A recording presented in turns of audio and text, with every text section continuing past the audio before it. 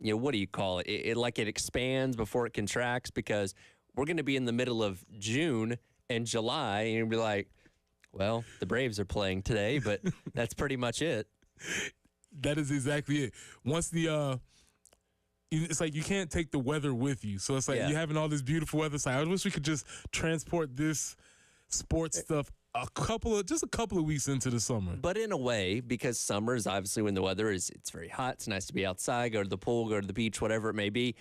It is nice that the sports calendar does regress a little bit, because we obviously feel compelled to keep up with it. That is obviously part of our jobs. And there are some weekends where you're looking out the window and you're like, it's a nice day outside, but man, I got to watch this, I got to watch that, and I got to keep up with this, got to keep up with that. So at least for like the summer months, that kind of takes care of itself to a degree. Yeah, so that does make sense. But the sports, it's on overload right now. Oh yeah, because the NBA is the playoffs, NHL playoffs.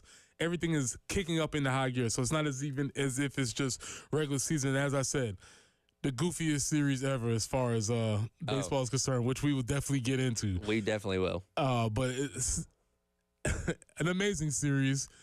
But I just landed on the word is goofy, because it was probably everything you would want in a college baseball series. It was definitely one of those things that when you're watching it, there was at least 3 times where I was like, I haven't seen that in a long time in a baseball game. And if you're just like reading the box score, you're like, that's not that obscure. But there are specific things that happen over the course that we'll obviously get to that you're like, yeah, that's different. One of the things I want to get to now before we get to later, Kentucky's uniforms for yesterday, gross. Yeah, what is that? I don't know. And the ones that they had, I think it was on Friday night. To me, when you're playing baseball, you should always have button downs.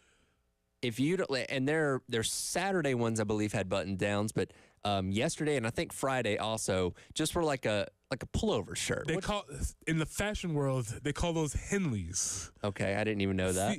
But it's like a t-shirt. It's just like a 2-button shirt. Like if batting practice, fine. I don't care. It looked like a batting practice shirt. When it's time to play the game, you need to button down. That's just baseball 101. That might be or maybe you can do like the pullover. I still think that's cheap.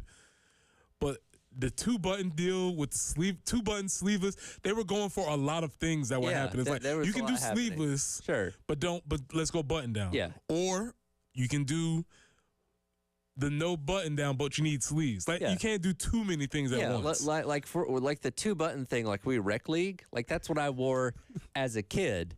Where they printed it at the local sports shop, and your number was peeling off by the end of the season. It's like come on, Kentucky, you're number 4 in the country. Let's do better with this. Like, were you going to have Lexington Paint Supply on the back of your uniform or something? What was your Little League team's name? So we didn't actually have the sponsors. Y'all didn't have sponsors? We were just, the Mets, the Braves, the Mets, whatever. all right. I never got to be on the Braves, and that bothered me. Well, I bet that was probably, especially where you grew up, that was probably like the coveted team. Everybody wanted to be the Braves. That was kind of reserved. There was one coach that kind of like worked within the recreation department, and his team always ended up being the Braves. Yeah, that's how it works. So I was on the Mets, I was on the Dodgers, I was on the Brewers, I was on the Pirates. I went around the world, but I never got on the Braves. Never did get to be the Braves. Yeah, my school was my league was the old school sponsored. I played for George's Discount. Okay. We had Coburg, which was the local milk factory. Okay. We had Palmetto Hardwood and Nail Supply. Mm-hmm. And there was probably like three other along those lines, right? Yeah. So that it was definitely very much in line with what you would think a Little League team would be sponsored by. That's exactly who we played for. So the Bad News Bears, I'm sure you both have seen at least the first, if not both of the the movies. When I played softball, I'm thinking probably age 10, 11, something like that. It was a very Bad News Bears-ish sponsorship. It was Mugs and Suds. What is that? A bar in my little town. Local bar? Yep. So Mugs and Suds. Weren't we proud? A bar isn't a gentleman's club like in the movie. It is not. That is fair. But fair enough. Yeah, probably just a bunch of young girls. Yeah, maybe it's not exactly not the best. listen, we got to take the sponsors how we get Well, them. yes, we do. Not that many businesses in town. Did your check clear? All right, you can get a jersey. Yeah, we did have shirts. Also, the advertiser's face on the Little League, on the softball team is a primo, I'm sure. I'm sure it was, because we practiced in a field, so there you go. And I don't know what the difference is between little leagues that do that kind of stuff and don't. Again, we were always just insert MLB team. And until what did bother me, they changed the uniforms when I was like 10. So we used to have like the legitimate actual team logos, like the Mets were the script Mets, the Pirates were the, whatever font the Pirates have. Then when I was like 11, they went to this generic basic font where you had like this just like arch of a team name on your uniform. We still had the hats, but like the uniqueness of the uniforms completely went away. That's when you got to go check the book. You got to check the books. You don't know what was happening. Might have been a downturn economically in the town. That bugged me. That is a rough one because you was probably visioning yourself in a certain uniform. And one of the years I could be on the Astros. Astros have a very cool uniform, and it was just a black uniform that had an orange Astros and like this arc across the chest. I'm like, that looks stupid. Yeah, that's. Somebody said, "Oh, we're getting too close to copyright, man." You know what? Maybe that happened. I don't know. Gotta neutralize it. Ed, I haven't been back in my rec department in a long time, so maybe they've changed back. I don't know. No, that's a bygone era. That's a bygone era. Well, like I said, I just wanted to get that out the way because it annoyed me, so I don't have to do it later. But we got our guy out there. I believe he's ready. My man, Gamecock Larry, are you with us? Yes, sir. Give us your breakdown from the weekend, sir. Well, I'm gonna tell you something. A good weekend for the Gamecocks.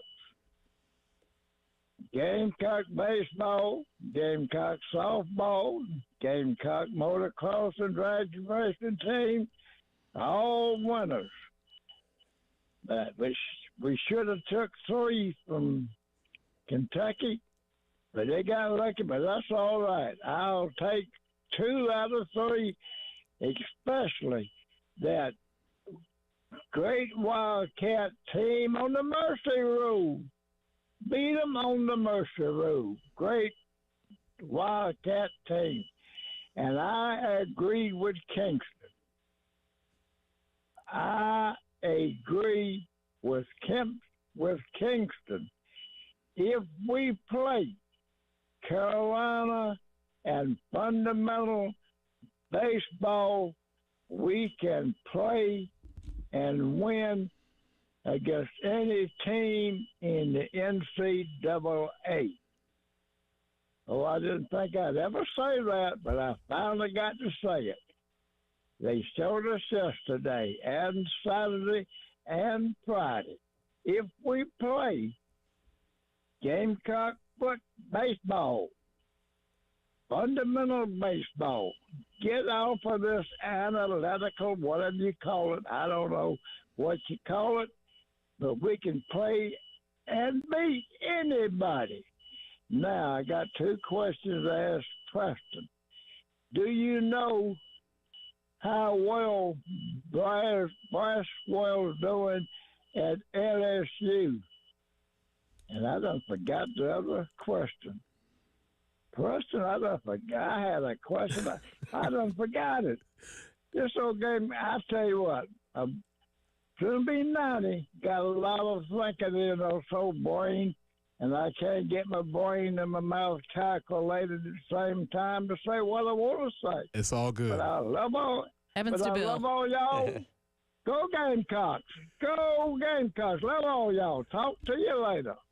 Appreciate you, sir. Yeah, you forgot more than we know, so it's no issue. It's no issue. I don't know exactly how Michael Braswell is doing. Tyler might have been on the job. I will say this: LSU is not doing well. Yeah, so as a squad, they're playing not very good. They're not. Looking at Braswell's numbers, hitting .315 on year, actually having a pretty decent season. Looks like they're taking on Auburn this weekend. Looks like he went, let's see here, 2 for 10 at the plate.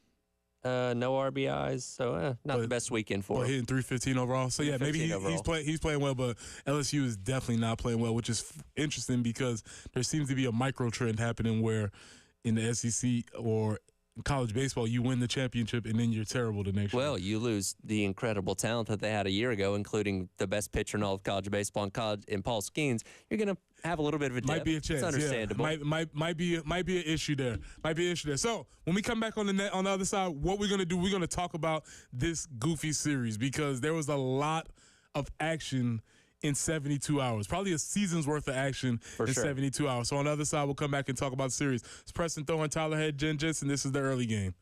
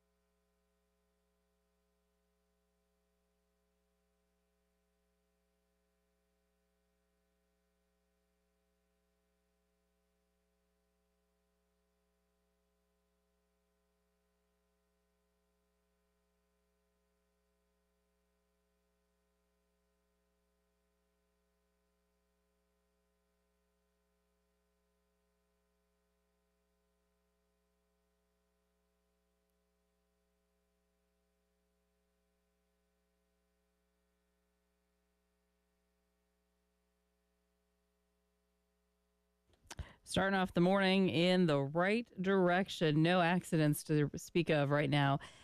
And of course, we'll hope it stays that way.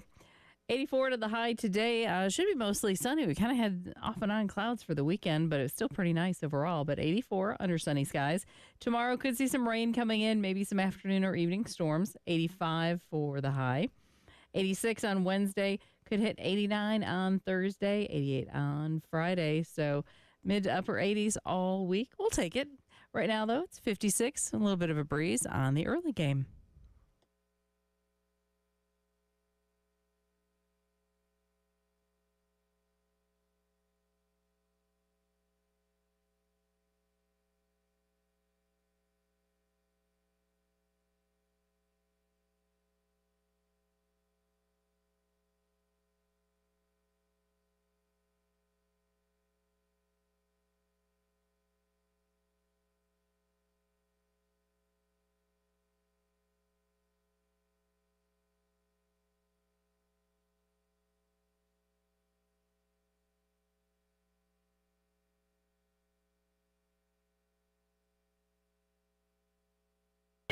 One-0, hit in the air to left field. Backing up on it is Schmidt. He's at the wall. He leaps. It's out of here. It's out of here. It's a home run, and the Gamecocks have won the game. South Carolina has won the game on a two-run homer from Blake Jackson. I wasn't sure anyone but myself saw the third base umpire signal home run. Blake Jackson finally crosses home plate, and Carolina has walked off Kentucky in the 10th inning, 6-5. The thing that everybody dreams about when you're playing baseball. Oh, yeah. You always dream about can I hit a walk-off home run? It's the magical thing. And Blake Jackson finished what was an amazing comeback from the Gamecocks on Friday night to start the series down 4-1 going into the bottom of the ninth. Yep. That does not feel good. No, it doesn't. And then you proceed to hit 3 solo home runs. Yes. To force the game into extra innings, which Blake Jackson had one of those, by the way. Right. And then it's one thing to hit the home run to help lead the comeback, but then to put it over the top with the 2-run homer to win the dang thing, wow. It's really, truly amazing. And this might be a game, this might be a series, this might be a weekend that if the team makes a run in the postseason, you might look back at this game, specifically this time, as a sea change or something that happened. It felt like a turning point, and Coach Kingston's talked about it a lot the past couple of weeks of getting over the hump. They haven't been getting decimated by these teams that have been playing. They've been right there, and we've talked about them winning the Sunday game of just about every series they played so far this weekend. So it's not like they're getting swept and, again, just getting run over by these teams that are playing, but they just haven't quite been able to put it together outside of that Vanderbilt series and the Florida series a couple weeks ago. This weekend felt like a turning point. Again, down 4-1 going into the ninth against Kentucky on Friday night, finding a way to come back against that. The wild back-and-forth game come up a little bit short on Saturday, and then to just turn around and dominate them on Sunday. Again, a number 4 team in Kentucky to roll them in 7 innings. Like, that is an exclamation point to what was an overall good weekend for the Gamecocks that you hope rolls into momentum these next couple of series. Yeah, and what's really interesting to me is that, as you stated, we've been trying to figure out who and what this team was all year. Were they just a good team or a team that could go from good to great? Had they maxed out their potential? We're not sure. One thing what we do know, and this is something that Coach Kingston has said all year, is that he believes in the team, and he does feel as if they are giving maximum effort. Right. And at down 4-1 in the bottom of the ninth is an easy opportunity for you to basically fold up the tent and go home, especially at the beginning of a series. There's all kinds of reasons why they should not have won that game on Friday. And I really think when we look back on the season, especially if things start to take an uptick as we move towards the postseason, this could be a game that we can focus on. I mean, it has to be a big game because we got Gamecock Larry to agree with Coach Kingston. So things must be moving in the right direction. Absolutely. And I can understand the frustration the fan base has felt through a lot of this season because, of course, Coach Kingston, in a lot of people's eyes, hasn't quite lived up to what you were hoping he was going to be as a head coach at this point. You've never been to Omaha. You only made it back to the Supers, just a season ago. So the level of expectation with this program is really, really high. And when you have a coach and Coach Kingston that's saying, yeah, we're almost there, but we're not quite over the hump yet. and saying, I like the effort, that only goes so far with people before they start getting frustrated. But hopefully this weekend will be that turning point as you go on the road to Missouri this weekend, then have 2 tough series with Georgia and Tennessee to close out the regular season, which won't be easy by any means, but feel pretty good coming away from this weekend. So Friday you have the walk-off. Yes. Saturday, 15-13.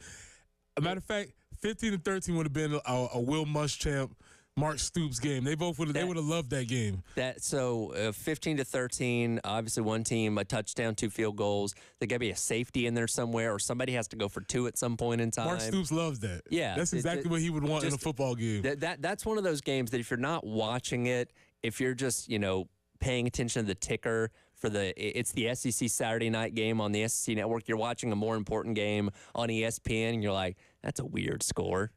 So this leads me to my question. Okay. About scores. Okay. Let's say the Gamecocks won all 3 games. Yes. A 6-5 game in which they walked off in the bottom of the 10th. Right.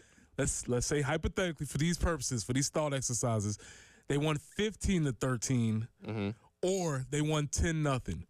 Which win would you prefer? What's your perfect score for a baseball game? I prefer the 10-0 shutout. You want to just get it done. Just get it over with. And again, that game sped along pretty quickly. You got them out of town, quicker than they were expecting to leave. Like, I prefer the dominance. Now, yes, the back and forth games are fun when you win them, obviously. When you come up a little bit short, especially after putting together another charge themselves in those last couple of innings, right? That's just makes you feel more disappointed.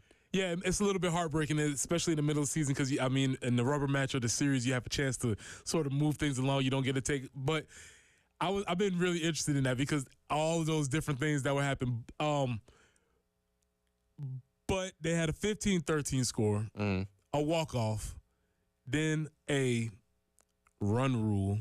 Yes. A 10-run rule, or as the OGs call it, a mercy rule. Yes. We don't say that anymore. I believe in our political. Oh, we're not allowed to say that in anymore? our politically correct climate, we don't say mercy rule anymore. We've gotten away from that language. I wasn't aware of that. Yeah. So it's the run rule. So we run rule. But besides that run rule, really quickly, Jen, can we get clip 3 played? Because this was maximum goofy for me, please. First pitch to Petrie, swung on and skied to deep left center field. The center fielder, McCarthy, is at the wall. He'll leap. He won't get it. It's out of here, and the Gamecocks passed up a runner on the base paths. Oh, my goodness. Grinling, for some reason, had gone back to first base. I guess he was thinking he would tag up, and that means Ethan Petrie is out as he passed up Grinling on the base paths.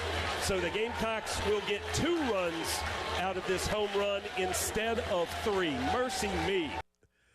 Speaking of Little League, yeah, this might be the most Little League play I've seen on TV in a long time. Yeah, so it was a long fly ball. Yes. Because and you can hear it in Derek Scott's voice, he didn't sound like it was going out definitively. So I understand Austin Brinling, all right, I'm going to make sure in case it's fly ball, I'm near first base, tag up, whatever it may be. And Ethan Petrie just watching it fly out of there ends up running past him. And here's the thing, watching the replay on TV was so funny because his eyes are in the outfield the entire time. And then he looks over and sees he's past Brinling, and he immediately knows the mistake that he has made. Yeah, because this is something we cover. And it cost him a home run because now it goes in the books as an RBI single. That's what I was wondering. I didn't know that. So it goes in the books as an RBI single, not a home run. It goes in the books as a 2 RBI single, and then I think an unassisted out at first base. Let me look that back up, but I believe that's how I read that. Yeah, I felt like a lot of people were going deep into their rule books trying to figure out what was happening, what's going on, the scoreboards, everything was strange, but it was definitely something you don't see a lot. you don't see it up very often. And when that happened, because they were up, what did that put them up 3-0? Hold on, let me see when that score was. But regardless, when that happened, so that was the first score of the game. It put them up 2-0. I saw that, which, by the way, says Petrie singled to left center, 2 RBI, grounded out to first base unassisted. So that's how it said in the scorebook. Okay, all right. I know, it's confusing. But when that happened, I was like, that is going to come back to bite them. That that they hurt themselves on is going to be the difference in this game some kind of way. So Tyler, you've ascended to the sports fan who immediately marked something as, that's going to come back. Yeah, Was that the equivalent to somebody missing an extra point? Oh, totally. It's like there's some kind of quirkiness where the game is going to come down to it, and you're going to lose it 21-20 because you missed that extra point. felt like we're going to need that one. Then overall, awesome series. Great time for the series. Like I said, goofy things happening. You also missed the fact when Kentucky stole home plate on Saturday. I forgot that. Again, all these things happened over one weekend. Fortunately, we came out on the winning side, taking 2 out of 3 from the number 4 team in the country at home. Most importantly, to build momentum for this team that was coming. Like I said, there was a lot of sports happening, but a great win for Gamecock Baseball for the weekend. That wasn't the only story about sports. No, the NFL draft was happening, and it's always really interesting to me when your local story becomes a national story. We'll talk about that on the other side. It's Preston Thorne, Jen Jensen, Tyler Head. This is the early game.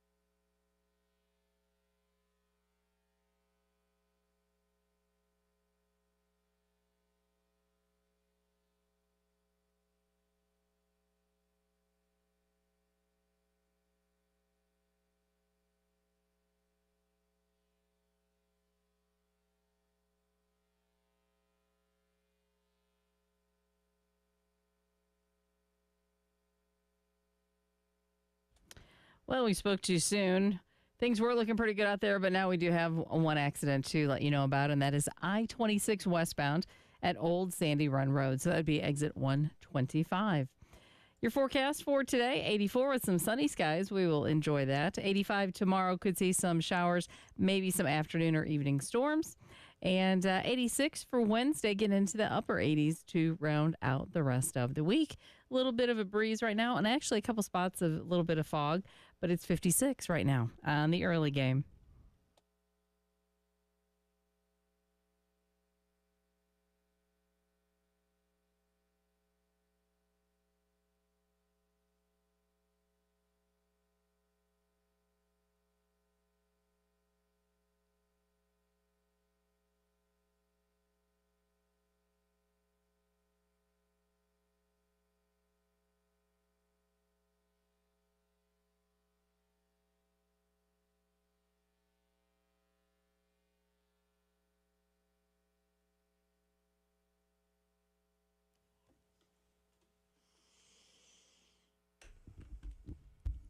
Welcome back into the early game. Preston Thorne, Jen Jensen, Tyler Head in for Bill Gunner this morning. We're talking about the big, goofy series for the Gamecocks and Gamecock Baseball this weekend.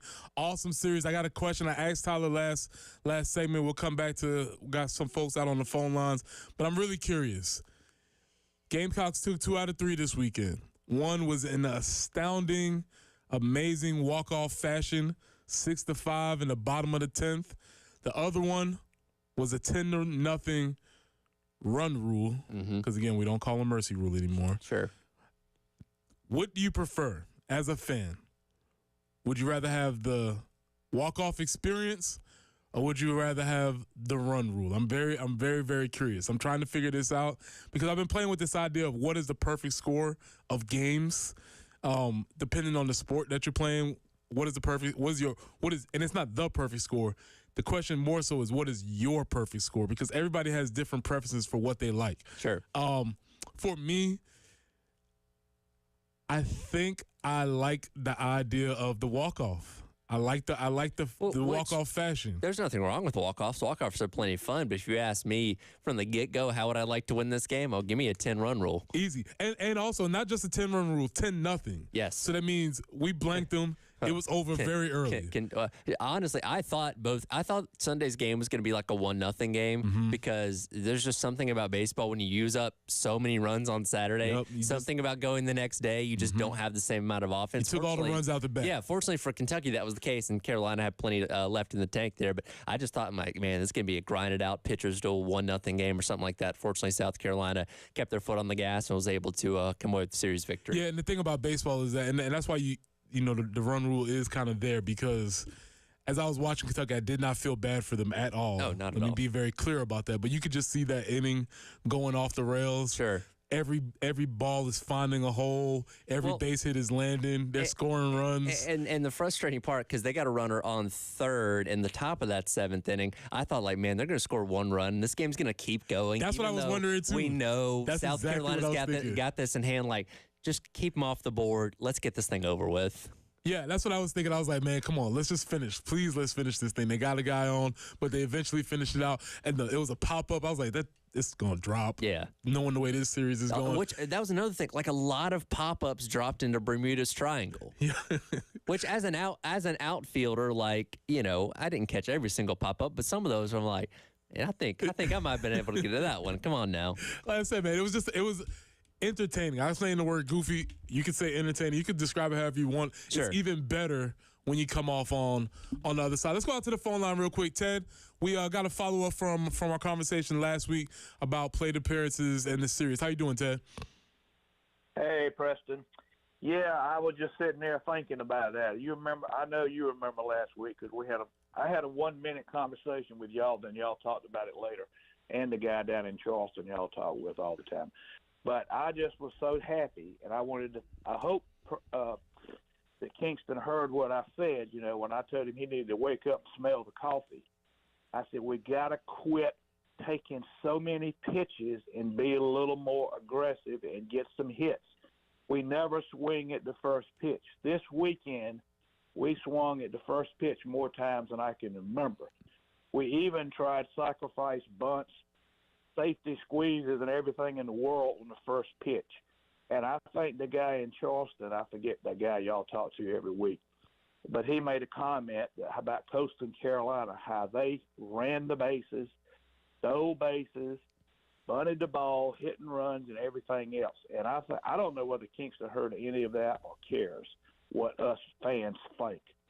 But I'm going to tell you one thing. He sure changed his philosophy. I don't know whether we had anything to do with it, the fans, because other fans called in and said the same thing. But we've been watching that all year, and like we already know, we're the number 1 team in the nation on base on balls and the number 3 team in the nation on strikeouts. And we still look – I saw a couple of our batters take 3 straight strikes this weekend, but I'm not going to complain at all because that was the most fabulous weekend of baseball I've ever seen, except losing that second game. But I'll say one more thing. I do believe I like that 10-run win because my heart can't stand these close games, I'll be honest with you. And that was really fun to get that walk-off Sunday. It made me feel really, really good. But thank y'all, and I'll listen to what your comments are. Thank you so much.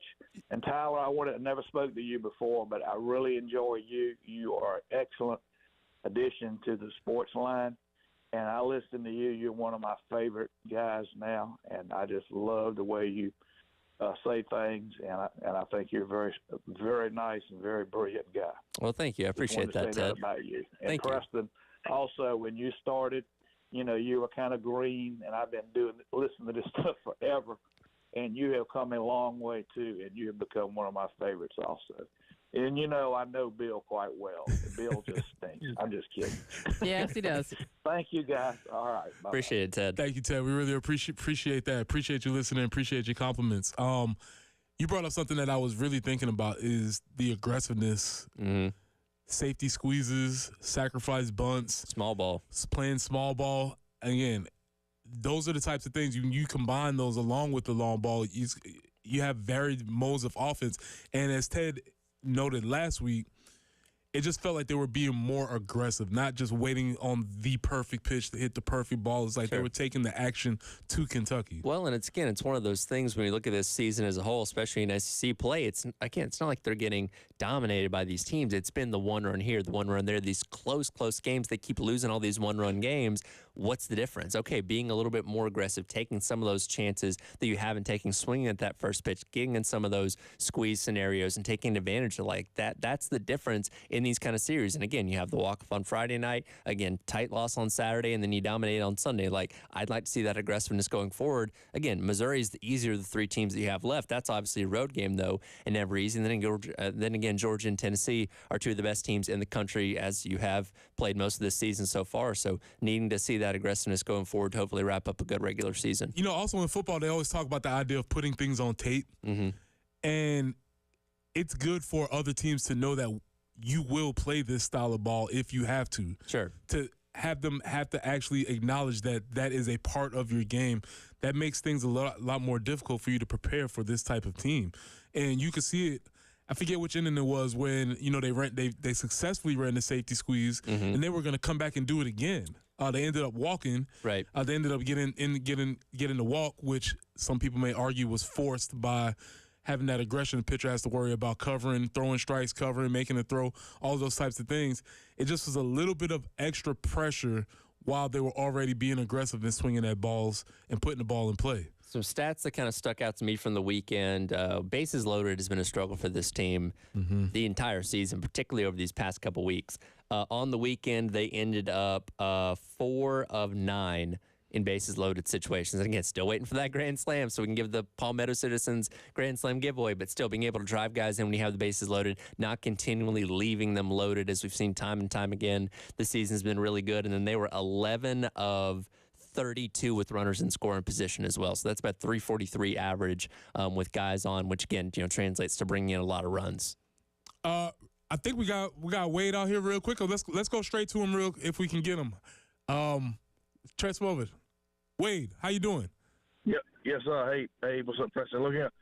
A lot has to be said. Now, yesterday, Game 3, we was there. Me and the old lady was there. You talk about electric. I mean, the crowd, everybody was ripping it apart, but I'm telling you.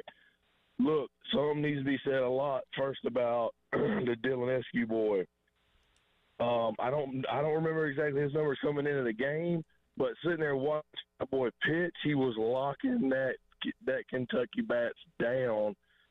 The second thing I need to say big is the young man that's coming into the new roster. You've got the Jones boy. You've got who was the leadoff yesterday? Brindley, yes. He looks like a little young Altuve out there. Then you got your Blake Jackson, and then the other short fella that plays second.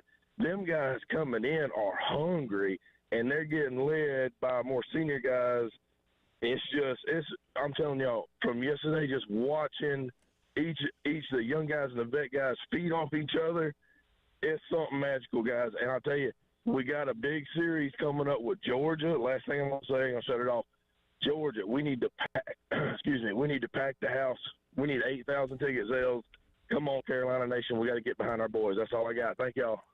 Appreciate that. Appreciate that call. We'll be back on the other side. It's Preston Thorne, Tyler Head, Jen Jensen. It's the early game.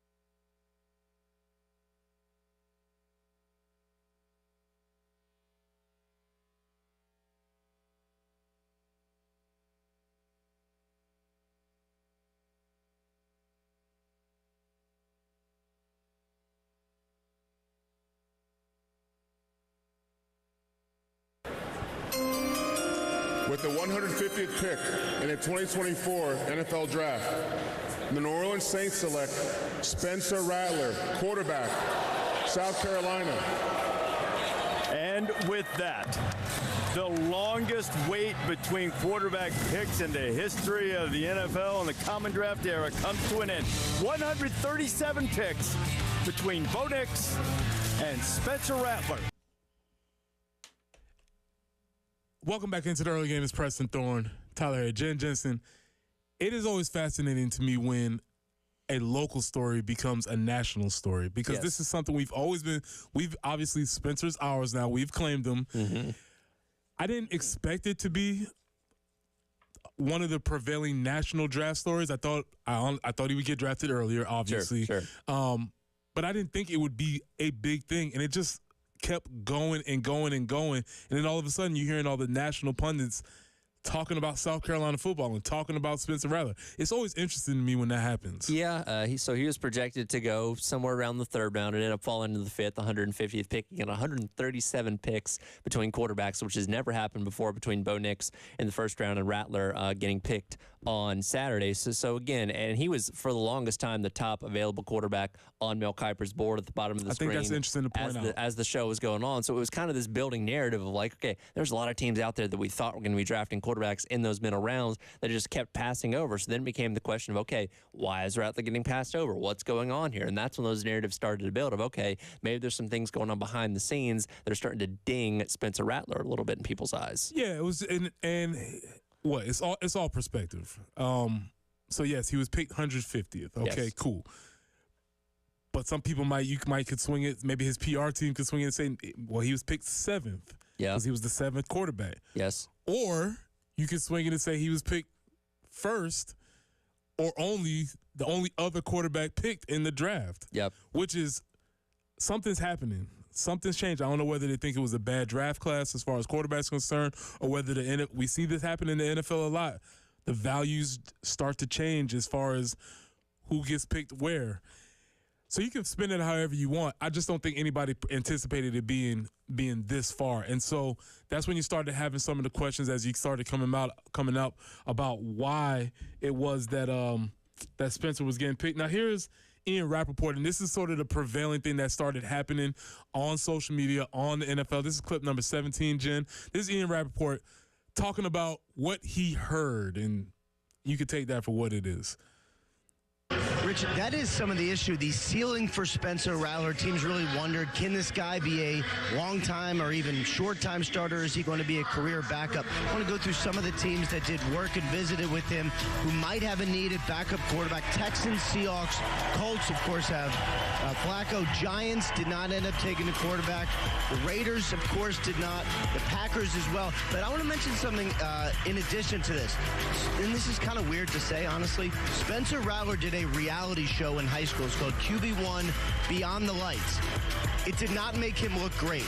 And it is unbelievable how many different teams mentioned to me the image of him in that show and how they can't get it out of their heads, which I think would be a public service announcement to all 17-year-olds. It is fascinating as teams weigh whether or not to draft him. Tyler, what was your take on this? I thought that was completely ridiculous. That show was done in 2018 when Spencer Rattler was 17 years old. A lot of time has passed between now and then. He's been through a lot in his professional career. We've had the opportunity to meet him and, sit in the studio with him for an hour several times on end. Like, he's a completely different person. I went back and watched the clip, by the way, of him on that show that people make the big deal about. That is a completely different person than the guy that was drafted on Saturday. And seriously, that's all the NFL is looking at. Like, they don't have anything else in his repertoire. That's just, to me, that was just kind of a dumb narrative. Jen, I say this a lot on here.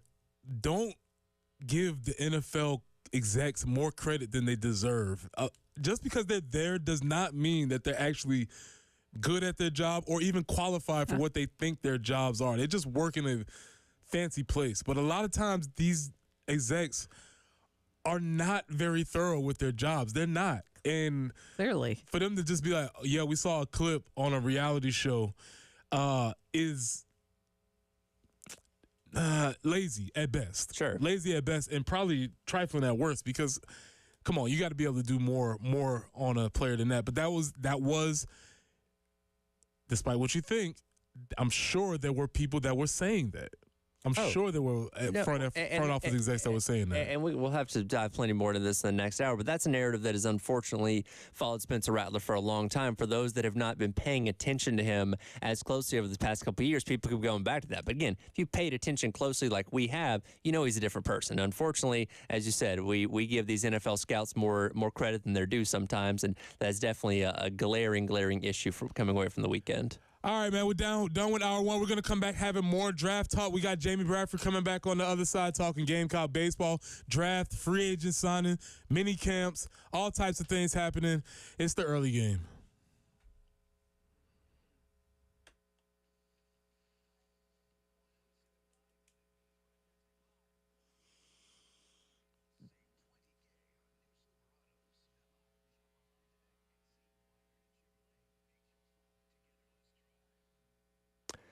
We talked a lot about Gamecock baseball in that first hour. One thing that did not happen over the course of this quirky weekend was a grand slam. That means the Palmetto Citizens Federal Credit Union Grand Slam giveaway rolls on with the pot growing more and more. $1,075 up for grabs as they take on Eastern Tennessee State. Yeah. Oh, boom. There you go. That's so perfect. Yeah, East Tennessee State coming up the middle of this week. So, again, go online to 1075thegame.com and register for your chance to win the Palmetto Citizens Federal Credit Union Grand Slam giveaway. They got to hit one at some point this season. They keep loading up the bases. Every time somebody comes to the plate, I'm like, this is going to be the one. This is going to be the one. It's going to happen when you least expect it. So maybe this Wednesday against East Tennessee State, or when they take on Missouri this upcoming weekend out there in Como, it'll finally happen. Again, 1075thegame.com for the Palmetto Citizens Federal Credit Union Grand Slam giveaway.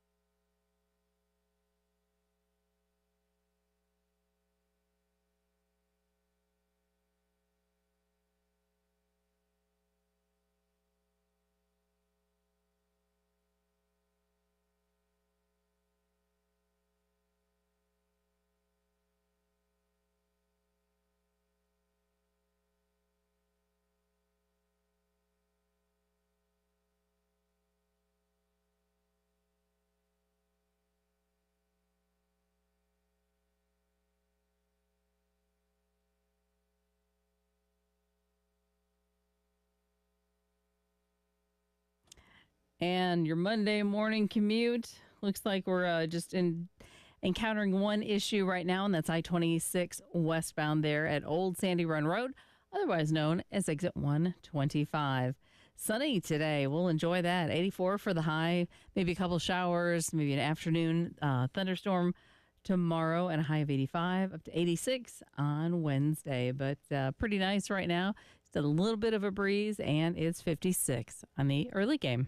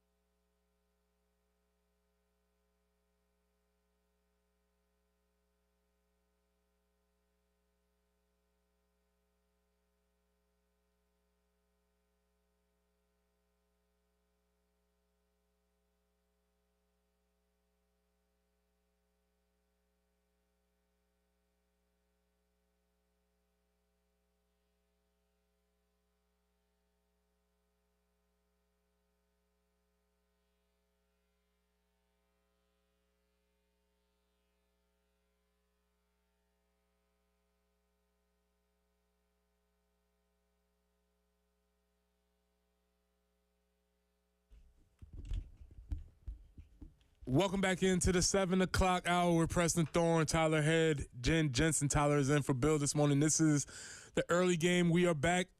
A lot of things happening in sports this weekend. Some say it's a sports equinox. It's just too many things happening. From obviously locally, we have the Gamecocks playing baseball. We have the draft going on. We have NBA playoffs, NHL playoffs. The UFL, do you partake? I have not partaken in the UFL. There is, a portion of time where you need a little bit of a reprieve from football, and the springtime is that for me. But the Birmingham Barons are playing really well this season. Yeah, I know.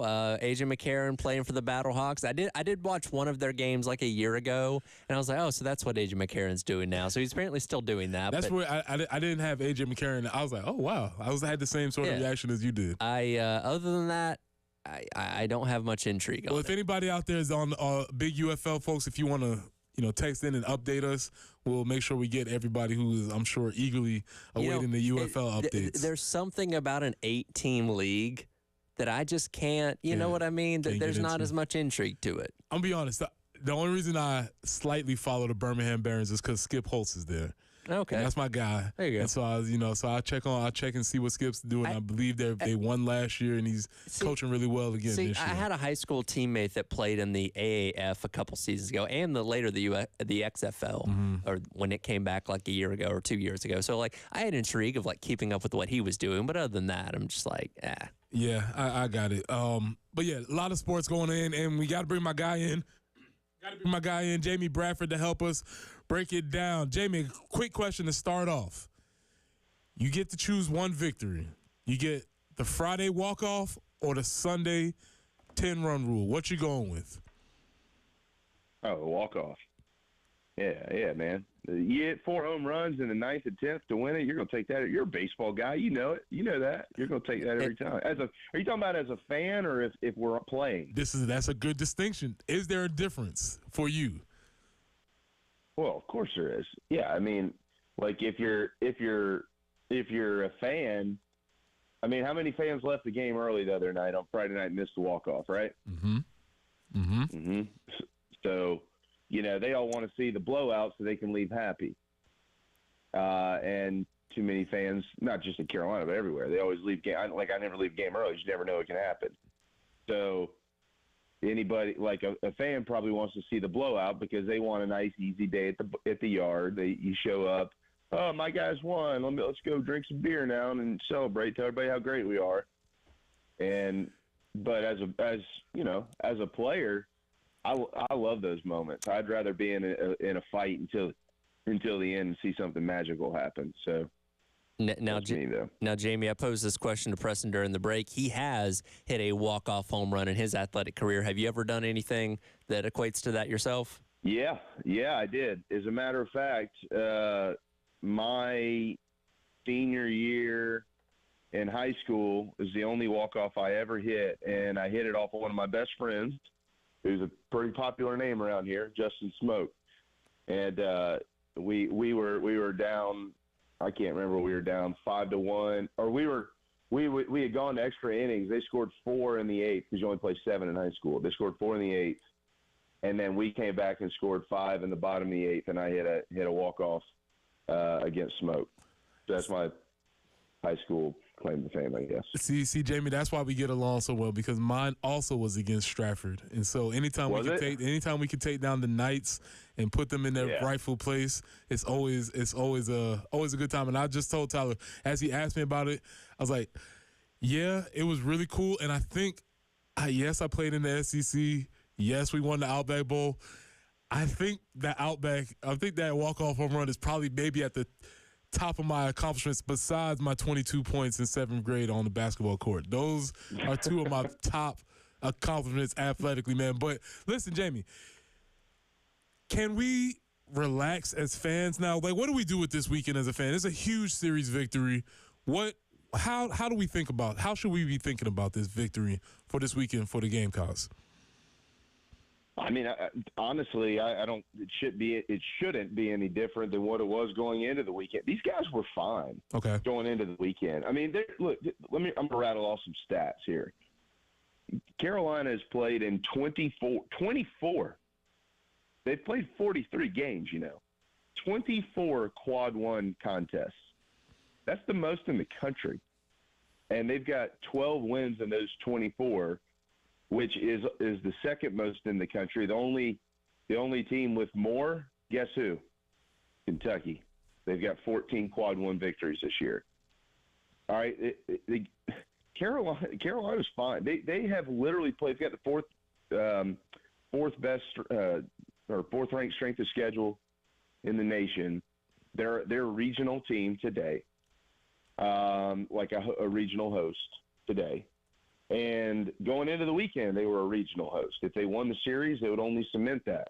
If they lost the series, it'd probably put them right on the edge. But they have so many quad one wins, and they still have 6 opportunities left with Georgia and Tennessee, both quad one series. So, I mean, people freak out over every loss. I don't understand it, quite frankly.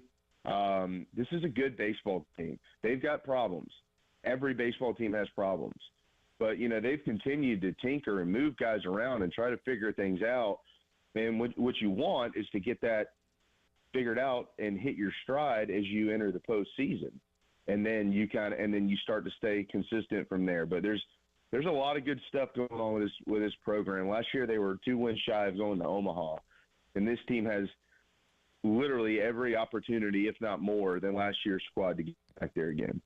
Jamie, one of our callers earlier, made note of this, and we were talking about it ourselves, that there just seemed to be a lot more aggression at the plate with this team this weekend, with swinging at first pitches, safety squeezes, taking, advantage of runners on and stuff like that. There just seemed to be a lot more aggressiveness as a whole from their approach at the plate, which their approach at the plate's been fine for the most part this season. Have left a lot of runners on, but there just seemed to be kind of a different gear this weekend. What did you take away from that?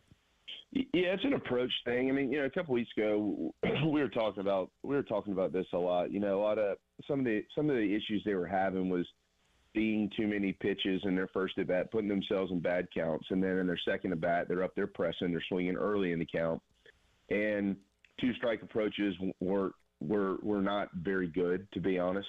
And when you get 2 strikes, a guy that Preston and I both know pretty well, Johnny Cribb, is a guy that coached me for a long time. He used to always say, "Don't get beat. Don't get beat." You got to battle. You got to battle. At minimum, you make them throw more pitches, see pitches. Let the guy on deck see pitches. Let the guy in the dugout see pitches.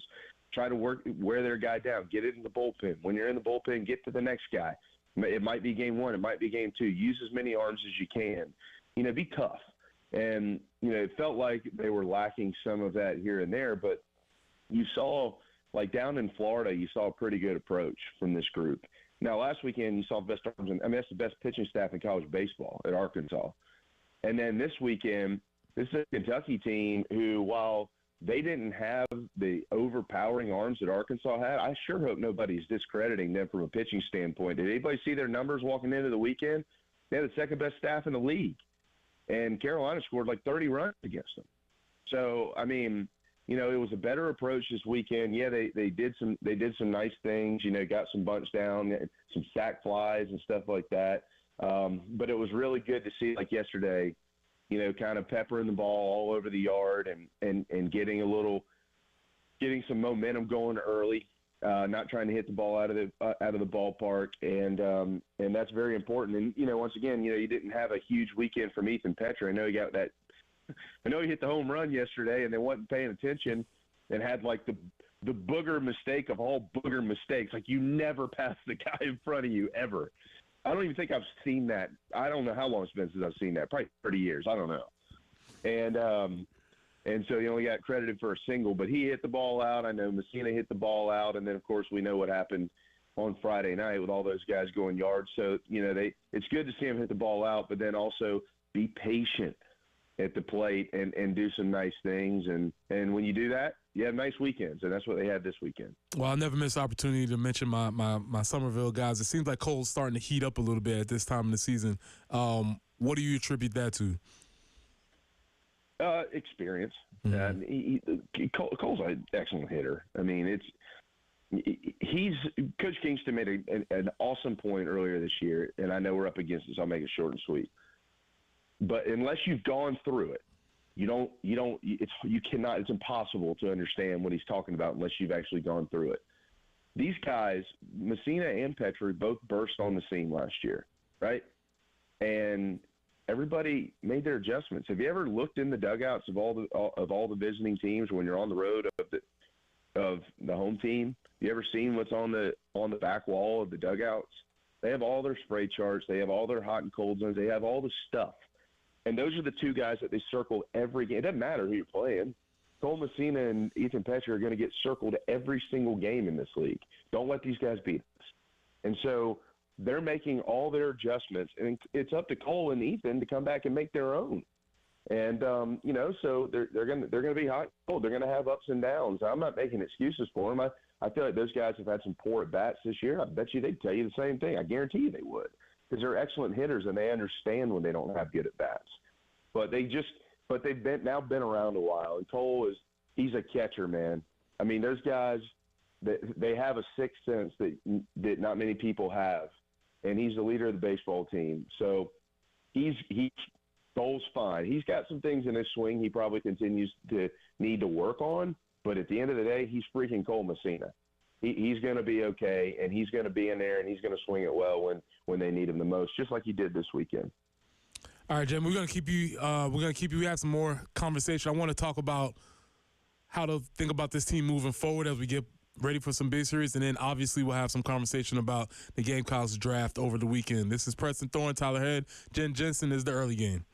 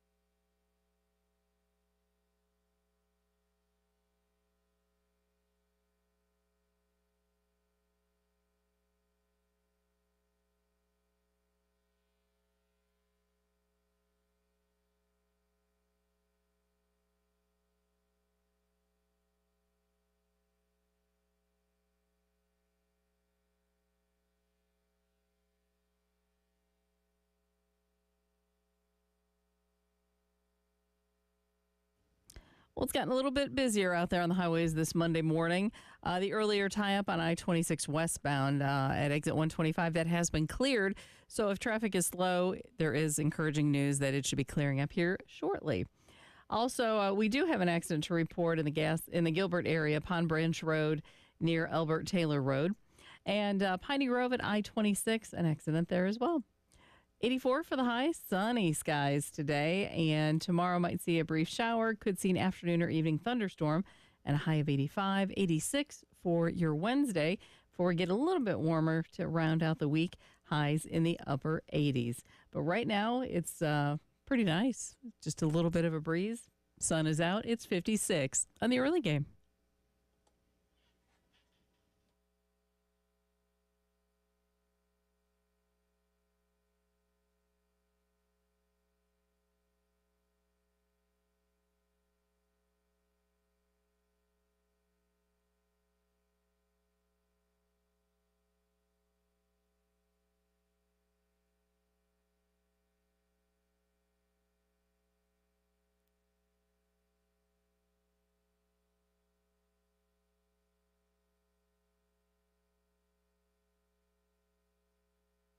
Welcome back into the early game. It's Preston Thorne, Tyler Head, Jen Jensen. We have our guy, Jamie Bradford, on the phone. And, Jamie, while we have you, obviously there's a lot that's talking about. We want to continue the baseball discussion a little bit more before we get to football and the draft and things like that. Okay, big series win. Now, how do we take this and move forward throughout the rest of the season? Now, obviously, we still have the SEC. There's still going to be major series in front of us. How does this series win inform us for what there is to come for the rest of the regular season?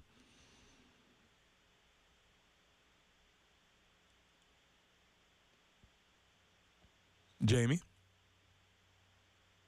Can you hear me? Sorry about that. We got you now. There you go. Did you hear us? You got me now? Yeah. Oh, yeah, I heard you. I just had the phone on mute for some reason. That's ridiculous. Sorry about that. That's a rookie move. Wait. Is having the phone on mute worse than Ethan Petrie running past his own runner? I'm not going to do that to Ethan. I guess. You know what? But JB, Ethan's good enough. I think we can look back on this and laugh. Ethan's fine. Ethan's going to be all right. Yeah, he's okay. I mean, they won. Exactly. Had they lost by one run, it'd be a rough day for sure. But no, I don't think anything really changes from before, man. I mean, you're so far into the grind of the league. I mean, you're 21 games in, so I mean, the only thing that you want to do now really is it is the obvious. Like, just continue to play well and get wins. Like the number 16.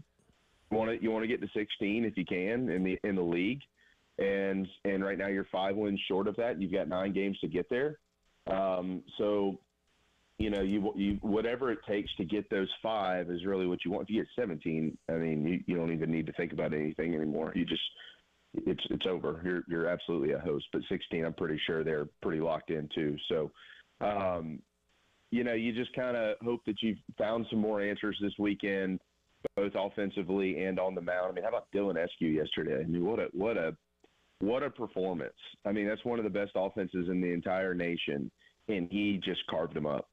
So I would expect to see him in the rotation moving forward. But you got to go to Missouri this weekend, who, A, has been playing better, and B, nobody wants to go to Missouri.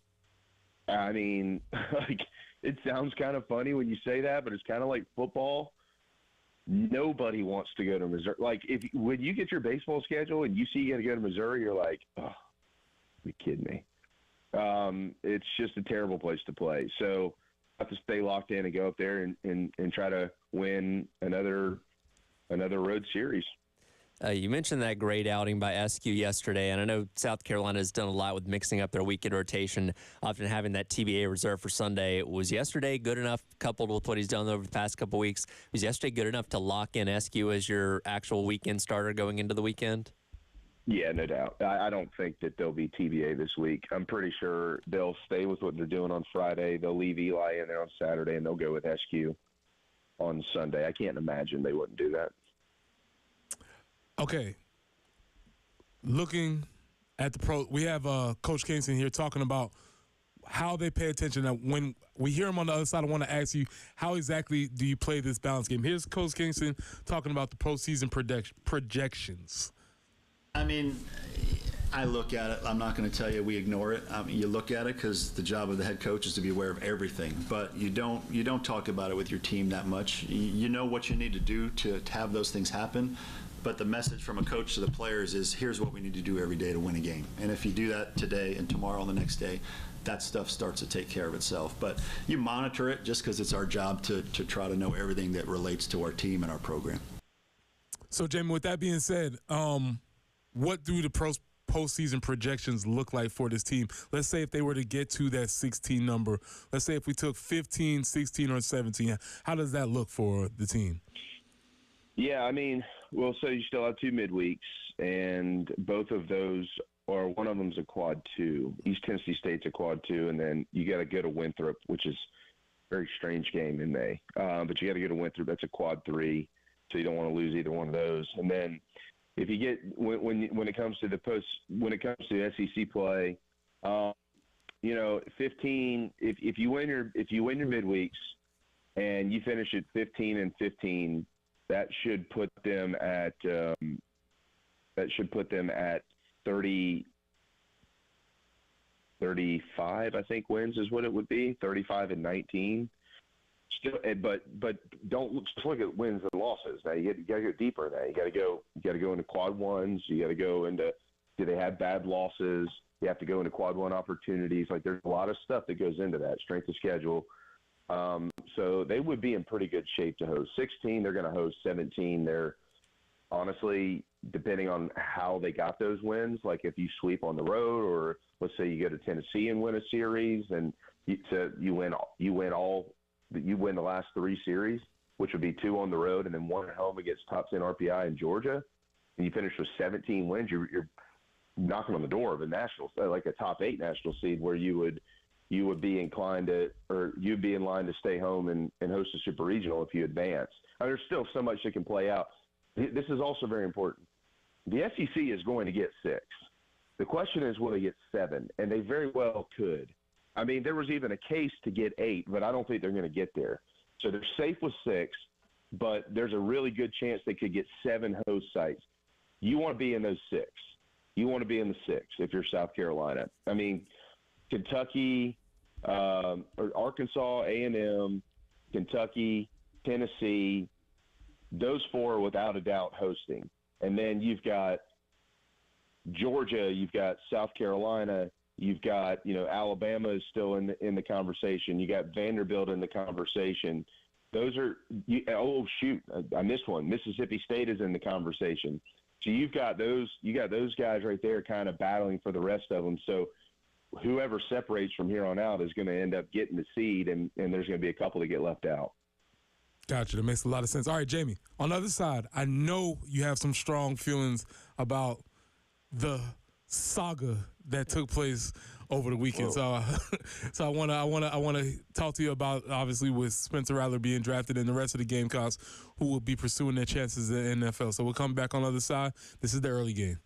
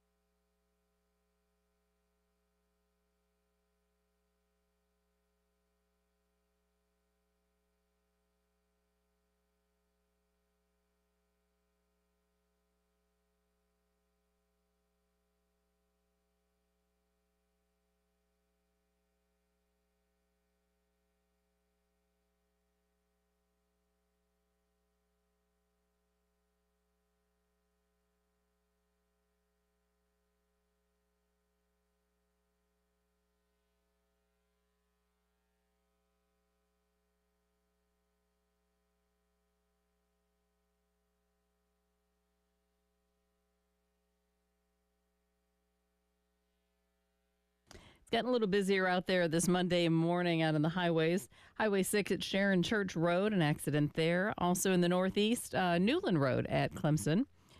Piney Grove at I-26. Also Piney Woods Road at Piney Grove Road.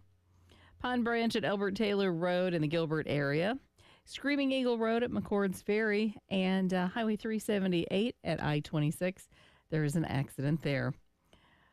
Pretty nice forecast on tap. Sunny, 84 today. Tomorrow could see some showers or maybe an afternoon storm. High of 85 up to 86 for Wednesday.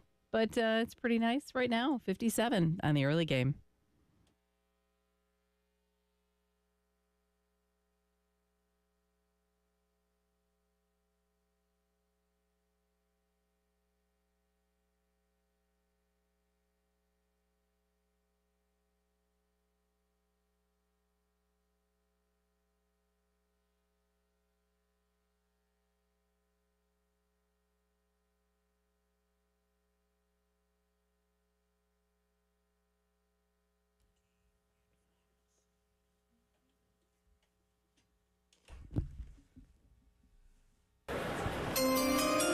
With the 150th pick in the 2024 NFL Draft, the New Orleans Saints select Spencer Rattler, quarterback, South Carolina. And with that, the longest wait between quarterback picks in the history of the NFL and the Common Draft era comes to an end. 137 picks between Bo Nix and Spencer Rattler. Welcome back into the early game. Preston Thorne, Tyler Head, Jen Jensen, Jamie Bradford's on the phone line. And I feel like, Jamie, I know you well enough where I could maybe just need to tee you up here and let you go off. Are you okay, sir? Yeah, man, shoot, I should be just sitting here listening to you talk about it. That was ridiculous. But I'll say this. At least he's in an organization. Like I thought personally, and I'm anxious to get y'all's opinion on this, I thought it was more about fit and less about round for Spencer Rattler. Now, I don't think anybody saw him going to the fifth round. I thought if anything, he'd move up. But it still, to me, it was more about the organization that he would be joining that was best for his future. What do you think about that? Yeah, I think that's a very, very interesting point. Here's the thing. When you say organization, New Orleans Saints, we're figuring out what their organization is post Sean Payton. They've kind of struggled to find an identity.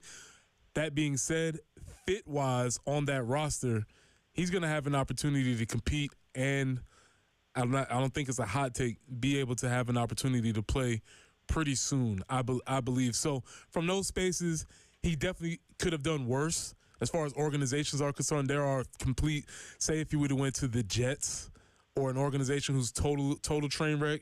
So all in all, it ended up working out well for him. Tyler?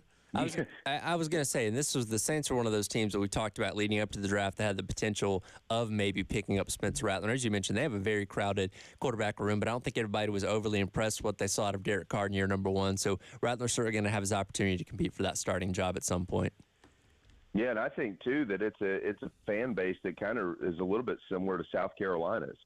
Like he's a kid that can go down there and quickly fuel guys like that fan base and be beloved like he is in Columbia and in this state. And I think that's a great transition for him. It's interesting that you brought up the Jets too, because the next quarterback taken off the board in the draft was Jordan Travis at 171 by the Jets. So had the Saints passed, you wonder if there was anybody else between 150 and 171 who would have been anxious to snag a quarterback, and if not, he could have ended up there in that dumpster fire. Yeah. So, yeah, good thing he went at 150. But it was – I mean, I don't know.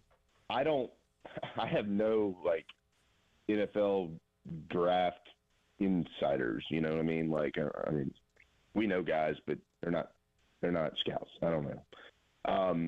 So I have no idea if what was being reported, like how truthful that was, or was that just some like 8th grade removed scout who's like, oh yeah, I heard that they were concerned about the TV show. Yeah, I don't know. But if Pete Thamel reports and like people are beating up on Pete Thamel, don't do that. Like Pete Thamel was just reporting what he was told. You know, like I mean, Pete didn't make it up. I hope not. So like if those reports are true, good for guys like Coach Beamer who publicly are like, this is insane. Like even like Molly McGrath, a reporter who spent time around him, was very outspoken. Like this is. You got to be kidding me! Like this is the narrative. Like what are we doing here? They draft guys who've been indicted for murder, and like we're going to be upset about a guy over a TV show when he was 17. I mean, what are we talking about? So I thought that was a pretty lazy and ridiculous narrative. But I think Spencer Rattler. Y'all been around Spencer. This will only fuel him more. He likes pouring gasoline on the fire. So I think this is something that's actually going to really work out for him. Well, Tyler, you've got a chance. I won't say you don't know Spencer, but you've had a chance to spend some time around him. How would you say that matches up with what Jamie said? Yeah, no, I agree 100%. And, you know, I didn't sit down and watch that entire Netflix show when he was on it, but I knew about the clip and the things that people said about him, you know, leading into sitting down with him when he was on with us for the Garnet Trust last year. And I was completely blown away by just the person that he was and how humble he is and how his college experience has shaped him into the person that he is now. And yeah, I think it's ridiculous that somebody's looking back on something. Think about things that you said and did when you were 17 years old. And if I was interviewing you for a job right now and said, well, Preston, I don't know, I found this video on MySpace from 2000 that, you know, tells me that you're not fit for this job, like it's completely ridiculous. And in the same way, it's kind of what you're doing with Spencer Rattler here. Well, and think about some of the NFL players who have made like really egregious mistakes in their lives. I mean, really significant.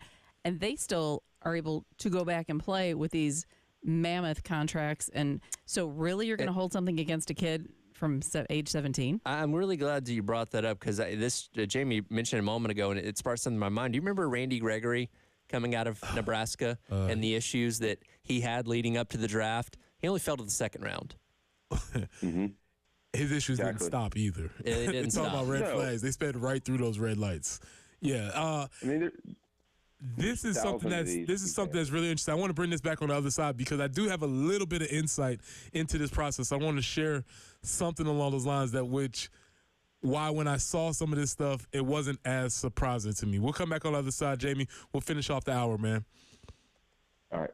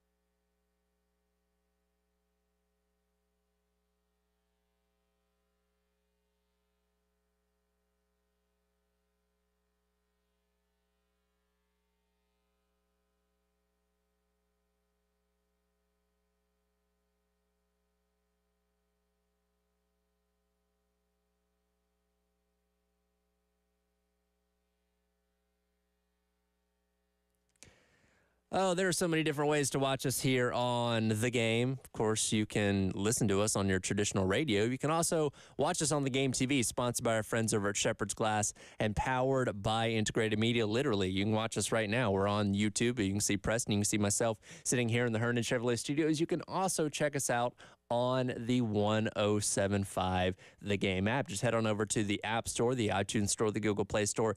Give us a download and take us with you wherever you go around the state, around the country, around the world. You can take The Game with you. And again, so many different ways to listen to us, so many different ways to watch us, The Game TV and the 107.5 The Game app.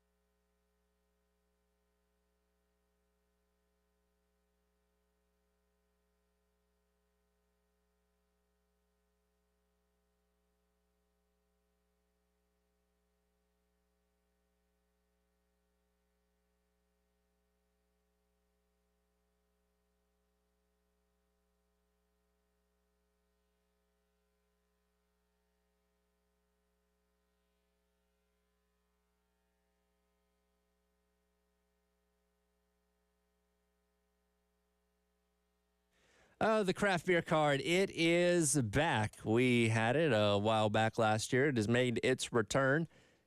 Spent $30 a brewery at 12 different craft beer locations. It is a $360 value. All yours for only $79. That is a pretty darn good deal. If you ask me, just head on over to 1075thegame.com and click on the Sweet Deals tab to purchase yourself a craft beer card. Again, a good at 12 different craft beer locations in and around Columbia. A fantastic value that you certainly don't want to pass up. Again, the craft beer card on 1075thegame.com on the Sweet Deals tab.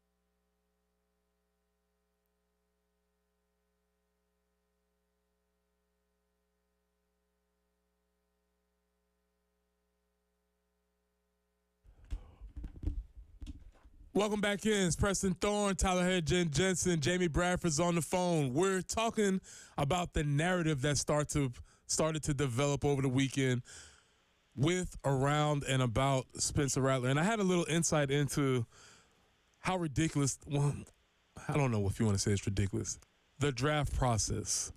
So one of my teammates during the time I was playing was drafted. He was drafted very high. I won't say his name. You can figure it out.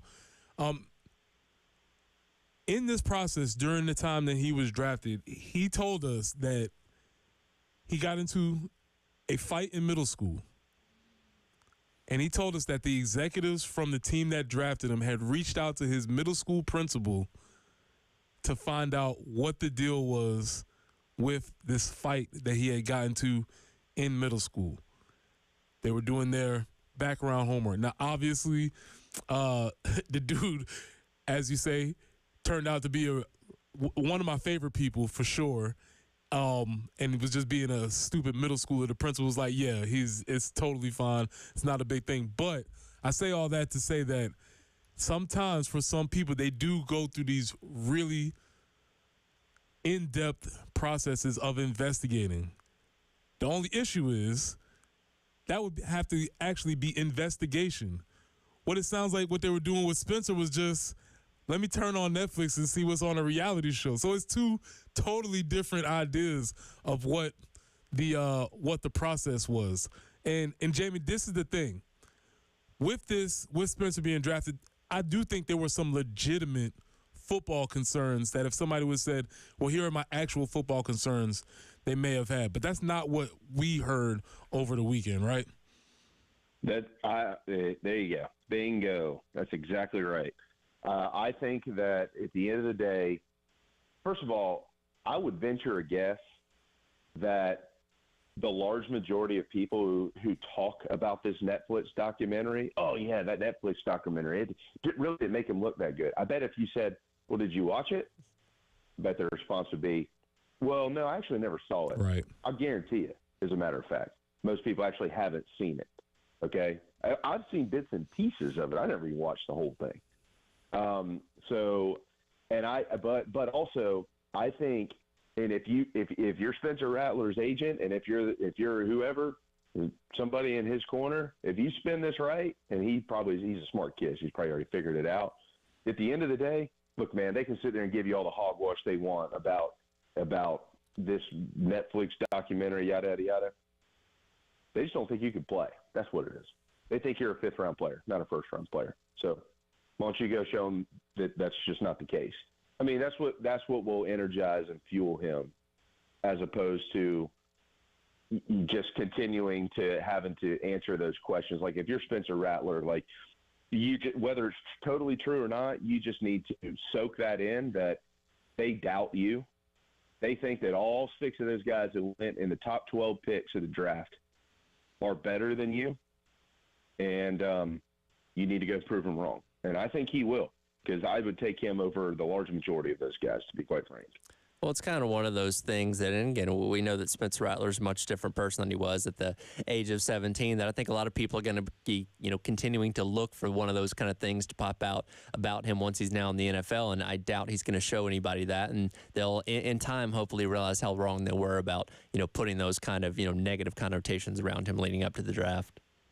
Yeah, no question, dude. Like, I mean, again, going back to what y'all said, I think, Tyler, you said it before the break. I mean, if you're doing your homework and you're talking to his coaches and stuff like that, you're talking to everybody that surrounds him, and they're like, I mean, I don't know what he was doing at 17, but that's not the Spencer Rattler we know.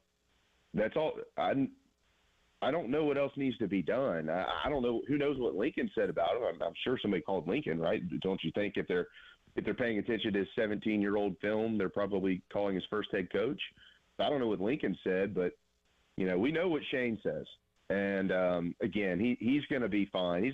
Matter of fact, all these guys, this is a really intriguing draft class. I mean, look at Leggett. Like, can you think of a better situation for him? I know people want to hammer the Panthers for not being a good organization, but you can't get better unless you draft good players. They drafted an unbelievable player whose family's right down the road. It's a great scenario for him. His personal story is tremendous, and it fits right in. Marcellus Dial just became the 23rd defensive back drafted out of South Carolina since one of my all-time favorite players, Lee Wiggins, went in 1998. And Nick Gargiulo is the first center that got drafted since TJ went back in 2013. And Spencer is only the third quarterback ever, behind Grant's and 34 years after Todd went. So it was a unique draft class, and I'm anxious to see all these guys get an opportunity here in the next couple of months.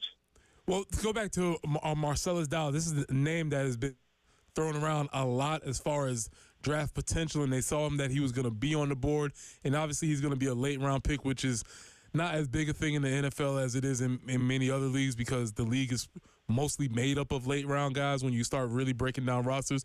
What's going to be his ticket to sticking in the league? I think Marcellus Dial.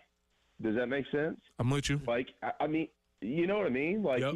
I got a chance to spend some time with him last summer, and I really liked him. Man, he was a cool cat, man.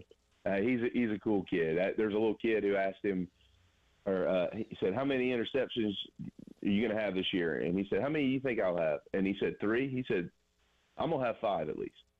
Like, he's kind of joking with the kid, but we just sat there and talked, and he's a really good kid. You could tell that he had kind of matured, as we all do. And he's got a lot of talent, but it's just a matter of, like, is he locked in. Where is he when he shows up at the ballpark some days? And I think if he plays the way that he is capable of playing, Marcellus Dial is going to stick around the league for a while. So that's probably going to be his biggest hurdle is himself. Again, Nick Gargiulo going with the next to last pick in the draft to Denver, as well as a couple guys signing as undrafted free agents and a couple guys with rookie mini camp invites as well. Any of these guys particularly sticking out to you and their ability to maybe stick on one of these rosters? Yeah, it's I don't know, Tyler, and I don't want that to sound bad, right? Again, I'm not a draft expert, so nobody should really care what I think, but it's hard to. When it comes to Gargiulo, it's hard to discredit the coach's son. He's a smart kid, and he's a good kid. Good kid. I wish he would have been picked last, though, because I think that would have given us 3 Mr. Relevance, right? Justice, Ryan, and Nick, right? That would have been 3. Right. Did I miss anybody? Correct. Okay. And it, worked out for Ryan. I know that. And, Justice made some money. But I think that's neat, too, for Gargiulo and going out to Denver and being out there with Sean Payton. I mean, I saw Coach Adkins in the fall, and we were talking about Nate and just how much he enjoys playing for Sean Payton. Sean Payton's such a football freak. He's very smart, and guys enjoy playing for him. They learn the game, they understand the game. So I think that's something that hopefully could work out for Nick, and we'll see. I mean, all these other guys, you hope the best for all of them. I don't know what will come of any of this, but certainly the draft picks. I think all 4 of these guys have a chance to stick around for a while. Well, Jamie, it's been fun. It's been real. We're about to cut up out of here, get out of here to save us some time on the other side. So, Jamie, look, this is your assignment for next weekend. I know we got a big series coming up. We got the midweek. I'm going to ask you all again. How does this look towards the postseason? And we'll be back here on Monday. Is that a deal? That's the deal. My prediction is next week the answer will be the same. They'll still be hosting a regional. You do your job, I'll do mine. It sounds good. All right, guys. Y'all, I appreciate it. Y'all have a great week. Appreciate it, Jamie. That was Jamie Bradford. He joins us every Monday, giving us insight specifically on baseball overall. And like I said, that draft story that I was sharing, it is one of my favorite stories. And we always try to tell people, like, hey, listen, what you do, unfortunately or fortunately, however it plays out, does affect people's view of you in the future. And I do understand to a degree that look, these teams are taking a very big investment into these players. They want to make sure they are absolutely knowing every single thing about them. So, yes, that means digging up your third grade report card. They're going to do that. But I think, we got to have some kind of common sense with some of these things, that if you're getting in a fight when you're in 7th grade, or you say something stupid as a high school, senior, when you're being told, by the way, we have to give some perspective to Spencer Rattler here. He was a 5-star. He was being told he was the best quarterback in the nation at that point in time. You projected as a first-round pick and a Heisman Trophy favorite and all that kind of stuff. Like, his head was probably too big to fit in this room. And it was rightfully so. He was the number 1 dual-threat quarterback in the country. The number 2 was Jaden Daniels. So when you have people around you that you don't think are up to your level, you might say something about it. But again, his college experience, getting benched at Oklahoma, coming here, not being the player he thought he was going to be through year number 1 and being able to just go off after a year. Like, he's been humbled by his experiences that shaped him into the person that he is now. And I have no doubts he's going to be just fine in the NFL. Should be able to stick around, whether that be as a starter or backup, whatever it may be. And I don't think we're going to hear about any character issues coming out of New Orleans. Yeah, coming up at 8 o'clock, I'll be specific about why he will do well, especially at New Orleans. This is Preston Thorne, Jen Jensen, Tyler Head. This is the early game.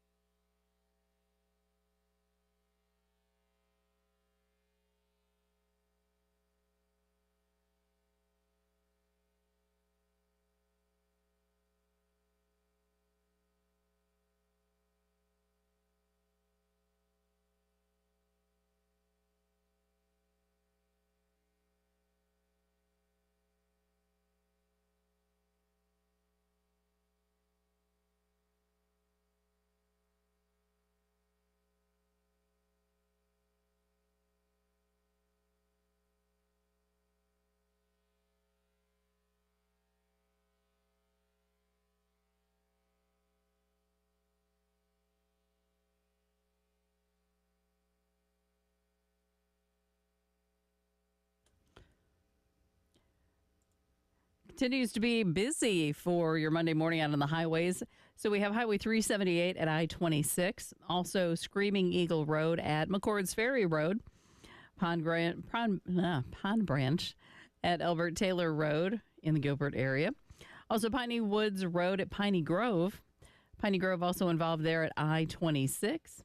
Newland Road at Clemson Road, an accident. Highway 6 at Sharon Church Road. Two more to let you know about. Farrow at North Brickyard Road and Dooley at Two Notch. So be careful if you would. I'd like to get you to work on time and safely. Sunny, 84 for the high today. And 85 tomorrow with maybe some showers, possibly some afternoon or evening storms. 86 for Wednesday. 56 right now.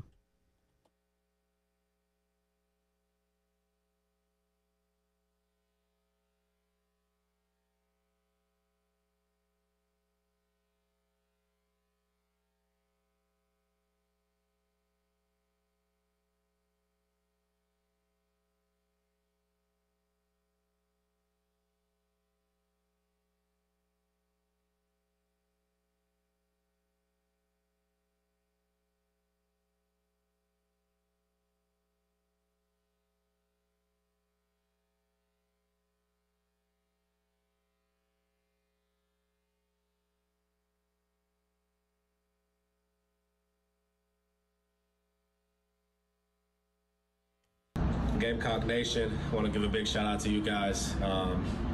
What a great 2 years I had down there. Couldn't be more thankful for the fan base, coaches, players. First, I want to say thank you and much love to my teammates.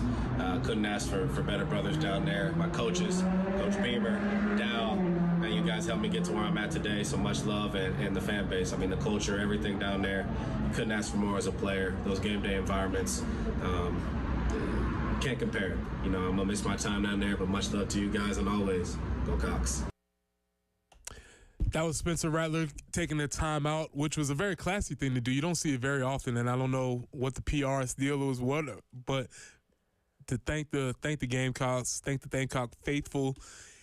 And as I said earlier in the 7 o'clock hour and the 6 o'clock hour, it's always really interesting when a local story becomes a national story. Spencer Rattler's ours. We're claiming him. Sure. He's been here for 2 years. We thought he was going to go a little bit higher in the draft. He ends up not going where we thought he was. Drops. I don't even know. I don't know if drops because I don't know what the projections were. Because when you look at it, we thought he was going to go earlier, but he also went in the same place where we thought he was going to go, which was right after the 6 quarterbacks were taken. Yeah. In terms of the order of quarterbacks taken, no. In terms of the area of the draft, which the ceiling seemed to be 3rd round, which, and Terry and I talked about this on Friday, when you had the run of quarterbacks in the 1st round, 6 of them going, there was a possibility that he might have maybe snuck his way into the back half of the 2nd round because whatever that next team was that needed a quarterback, again, a historic gap between quarterbacks being taken in the NFL draft. 137 picks. We never foresaw that coming, so we thought he maybe even jump up a little bit higher because, maybe a team like the Jets, maybe a team like the Saints earlier on in the draft would want to take a quarterback and end up having to wait a while. But, fell, depending on what projections you looked at, anywhere between 1 to 2 rounds, which isn't great, obviously. That certainly affects the money he'll be making, at least initially. But he got drafted. We're pretty confident he's going to stick. That is a very busy quarterback room down there in New Orleans. But just reading some of the people that cover the team, down there in New Orleans, they say, no, this is a guy that can come in. He could be the starter by the end of the year, depending on how things work out. He can definitely be the starter by the end of the year. When you look at the quarterbacking roster that they have, and one of my favorites in the NFL, the Peterman. Nathan Peterman. And obviously Nathan Peterman is famous for throwing all those interceptions before Josh Allen was a thing up there in Buffalo. And it's so funny to me that like the guys that stick around the league and the guys that don't, right? Because you have a guy, Nathan Peterman, that outright embarrassed himself the first time he got the opportunity. The first time he got the opportunity to start. I think that was all the way back in 2018, if I remember correctly. And like he's still around. he's still collecting paychecks. But you have these other guys that like flame out in 2 years and then can never make a roster. And I get it. You got to be, it's about the football smarts and all that kind of stuff and being able to, break things down from a perspective, not necessarily what you do on the field. But, man, the way some of these guys can stick after not playing well is hilarious to me. Well, the thing about being a backup quarterback, as I've heard it breaking down, you just got to be a good hang. Yeah. Like, be somebody that we like to have around, be somebody that's a good teammate, and you have a better chance of sticking around, especially if you're a guy like the Peterman. And it's so funny that teams, what they have with their backup quarterback is not somebody they have to, like, carry you for like 4 games. It's like, all right, starter gets hurt, you can finish the game, then we're going to go out and sign a free agent that week so you don't have to worry about it. Yeah, that's what I'm saying. Like, it's so funny how many teams approach their backup quarterback that way. Like, all right, if starter goes down the second quarter, you can play the last 2, but you're definitely not going to be our starter for the next 4 weeks. You just cultivate in a room, man. Exactly. Get a bunch of dudes that like to hang out with each other, some quarterbacks, throw the ball, do some warm-ups. And so when you look at that room, it is very possible that Spencer could be getting significant playing time pretty early in this. Kellen Mond is also in that room. Which, by the way, there's no way that I ever would have seen Kellen Mond playing in the NFL. No. Not a 0% chance that I thought. I mean, this is a guy who just seemed like he was at Texas A&M for 10 years. He was around, hanging around. He was never very good there, but he was the quarterback of a mediocre team at a mediocre time, and he's just sort of been able to bounce his way around and be in the NFL. What's funny is I can't believe he's been in the league for 4 years now. Yeah. See, he was taken the 3rd round by the Vikings back in 2021. And again, I don't know if this is personal bias, this is whatever, but if you're telling me we have Spencer versus Nathan Peterman, that's an easy choice. I think Spencer wins that one. Spencer versus Kellen Mond. Come on. Spencer also wins that one. Easy choice. Who else do we have in the quarterback room? Let's see here. Obviously, Taysom Hill is, Taysom Hill cannot throw. He cannot throw the ball. No. He's not a quarterback. And then we got Jake Haener, who is out of Fresno State. He was a 4th-round pick a season ago. Again, so Spencer's looking through this, and all he sees is food up and down the depth chart. He's going to see folks where because here's what Spencer does. And let's go back to this. Aside from the narrative that teams didn't pick him, there were legit football reasons. He's undersized, right? So he's 6 feet tall on a great day. 6 feet tall. Sure. We're still trying to figure out in the NFL if this smaller quarterbacks thing is going to work. We don't know. Which it's a lot better than it once was. It's better than it was. We're still trying to figure it out. You have on the positive side, you have Drew Brees, who was all-time Hall of Famer. Russell Wilson to an extent. We're still trying to figure out if that's going to end. But then on the other side, kind of in the middle, Baker Mayfield has progressed, but he struggled. He's done enough to stick around the league. Exactly. He got a big contract with Tampa Bay. I don't know if I would have done that. Bryce Young, unsuccessful. Jury's still out. So that's what he had going against him for the NFL is this idea of being an undersized quarterback. Not only is he undersized, but Spencer's not fast. Right. Did not run the best 40 time. So those are 2 things that were going against him, and this is strictly from a football aspect.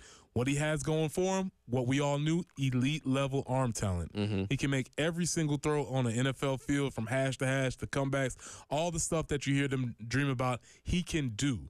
And so, yeah, there were some reasons as to why some teams may be a little bit wary of taking Spencer. Sure. But also, once you combine the arm talent with what I think was a very strong performance last year especially, I would have thought some more teams would have been taking him a little bit earlier. Yeah, and again, that's why we were projecting him, or not we were projecting, the experts were projecting him somewhere around the 3rd round because there was a lot of teams that did have quarterback needs, not necessarily for a starter on day one, which I didn't think that Spencer Rattler should be thrust into that role unless he absolutely had to be. Somebody that you could come in, put on your bench for a season, maybe half a season, let him develop, let him marinate a little bit, and then when the time is right, turn it over to him as your starter going forward. And again, we'll see what the situation is down there in New Orleans. They do have a lot of money tied up in Derek Carr, but when you go back and look at this past season, I don't think people were overly impressed with how he played at quarterback in year number 1. So if they needed to make the move, and by the way, Dennis Allen going to be on the hot seat going into this year. He can't afford another mediocre season or missing the playoffs. So if he thinks that Spencer Rattler gives him the best opportunity at quarterback, he shouldn't hesitate to make that move. Yeah, and I like Derek Carr as a quarterback. I like Derek Carr when he was with the Raiders. I do like Derek Carr. But Derek Carr and Spencer Rattler are two different dudes. Derek Carr is kind of a little bit of a check down Charlie as far as how he's going to throw the ball and what he's going to do downfield. I think he's safe as a quarterback. Spencer's going to come in and try and light things up as far as from the quarterback position. We got a caller out there, and I think this is a really interesting question. I want to go out to. Oh, is it Transfer Portal Tuesday already? Not yet. We're almost there because there's a lot of information for that. We got a call out there. Brian, what you got? Hey, guys. Hey, something I got to thinking about over the weekend watching the draft is, and this is going to pertain to two players in particular, both ex-South Carolina and current that just got drafted, Leggett and Jaheim Bell. How do you think NIL affected where Jaheim Bell went by him going to Florida State? Because, he'd have been the star at South Carolina. And do you think him leaving is why Leggett got to where he was? And I'll hang up and listen to you guys. Have a good day. Appreciate the call. That's a big question. I think I'm going to address it a little bit later. And obviously we're Spencer-centric today, but I do think there's an interesting question. With that being said, yes, the path was cleared for Xavier Leggett to have a big season by Jaheim leaving and also Juice not playing this year. Right. By those two not playing, there was an open path for somebody to take some of those receptions off the board and have more of an impact. Now, would he have done the same things? Maybe. I don't know. But we can say pretty confidently he wouldn't have been targeted as many times. Yeah. Maybe some of the plays that were called for him might have been called for another place. So it might not have been any difference as far as what he can do physically, but he did become a focal point of the offense. That's a great observation. Yeah, absolutely. And look, he was the wide receiver for South Carolina. We saw that unfortunately bit you a couple times, like when you played against Tennessee and they were able to double cover him and you didn't have as many viable options to snag passes after that. But when it was all said and done, obviously Xavier Leggett had a tremendous season. And we haven't really got to talk about this. I'm sure you guys did on Friday, but just an incredible story. Obviously, easy guy to root for. Obviously, been through a lot in his college career and his high school career, losing his parents and everything. And man, I don't know how much of a interest and uptick it's going to be for South Carolina fans watching Panthers games, but I do think it's cool that he gets to stay very close to home and continue on his professional career. Well, and we have talked about Xavier because it's just an interesting story as far as development is concerned. For a guy that comes into a program, stays for the amount of time that he's there, is not a home run hitter to start with, but he stays with the program, and eventually the light comes on for him, and he eventually turns into what everybody thought he was going to be. And I think it also goes back to you had a offensive coordinator that wanted to feature him a little bit more prominently. We've heard Dow Logan say, when I got to campus and was watching practice for the first time, I'm like, who's 17? Like, well, Juice Wells is our guy. I get it, Juice Wells is our guy, but who's 17? He looks the part as well. Tyler, you went to Pro Day. Yeah. I did. You see all these Division I SEC athletes running around. Yes. Sometimes some people stand out. He is hard to miss. I'll say that much. Yeah, and that's what it is, and that's been the conversation that's been had about him since he stepped foot on campus. That he was somebody who looked different. I mean, his nickname was XL, obviously for his initials, but because of his stature. And he was somebody who looked different, but he can also play different, and everybody was just trying to figure out when those two things were going to come together, and they did for this time. So he's get drafted into the first round, which is an amazing accomplishment. Sure. His fortunes are going to change, and that's a great opportunity for him. No, absolutely, and excited to see. I did see some people concerned with him getting the number 24. They don't feel like that's becoming of a first-round wide receiver. I don't have a problem with it. Ooh, I'm finicky when it comes to numbers. I was talking with I think it was intern Joe on Friday, and I was like, I don't give me a quarterback above the number 17. With the exception of Peyton Manning, no other quarterback should wear any number above 17, in my opinion, especially not in the 20s. But wide receivers are a little bit more lax. Leggett at 24, I can get behind that. Well, the numbers have gotten all herky-jerky. We don't know who wears what numbers when. But there are some numbers that it's like, I don't know if you're very good. Which, by the way, never in my life did I think I'd ever be tempted to buy a Panthers and a Saints jersey, but I'm seriously debating buying both. Now, well, for you to say that you want a Saints jersey, is a big thing. I'm a little more hesitant on that one. The Panthers not as much, but we'll see. For those who don't know, for Tyler to say a Saints jersey, that's a big thing. Because I was looking at the projections of Leggett going to potentially like the Chiefs or something like that. I'm like, oh, I'm buying that jersey next day. Panthers, I'm like, we'll see, but more in line to the Panthers jersey than the Saints jersey. So when you saw the Saints jersey, you was like, ugh. Oh, man, that's tough. So there was a guy, and I know we got to hit a break here, but there was a guy, Sheldon Rankins, who came from Louisville, defensive lineman coming out of the first round. He was from my hometown. Went to my rival high school. Obviously, everybody in the hometown was excited about him, being a first-round draft pick. But then he went to the Saints, and I was like, I want to cheer for the guy, but now I can't. But I'm more inept to cheer for Spencer Rattler. That's one of my questions. How do we follow our guys from the pros? I will cheer for him, his success only, not the team itself. Will you cheer for his success when he starts against the Falcons? You know what? I'll cross that bridge when I get there. Very good answer. Very good answer. We'll be back on the other side. This is the early game.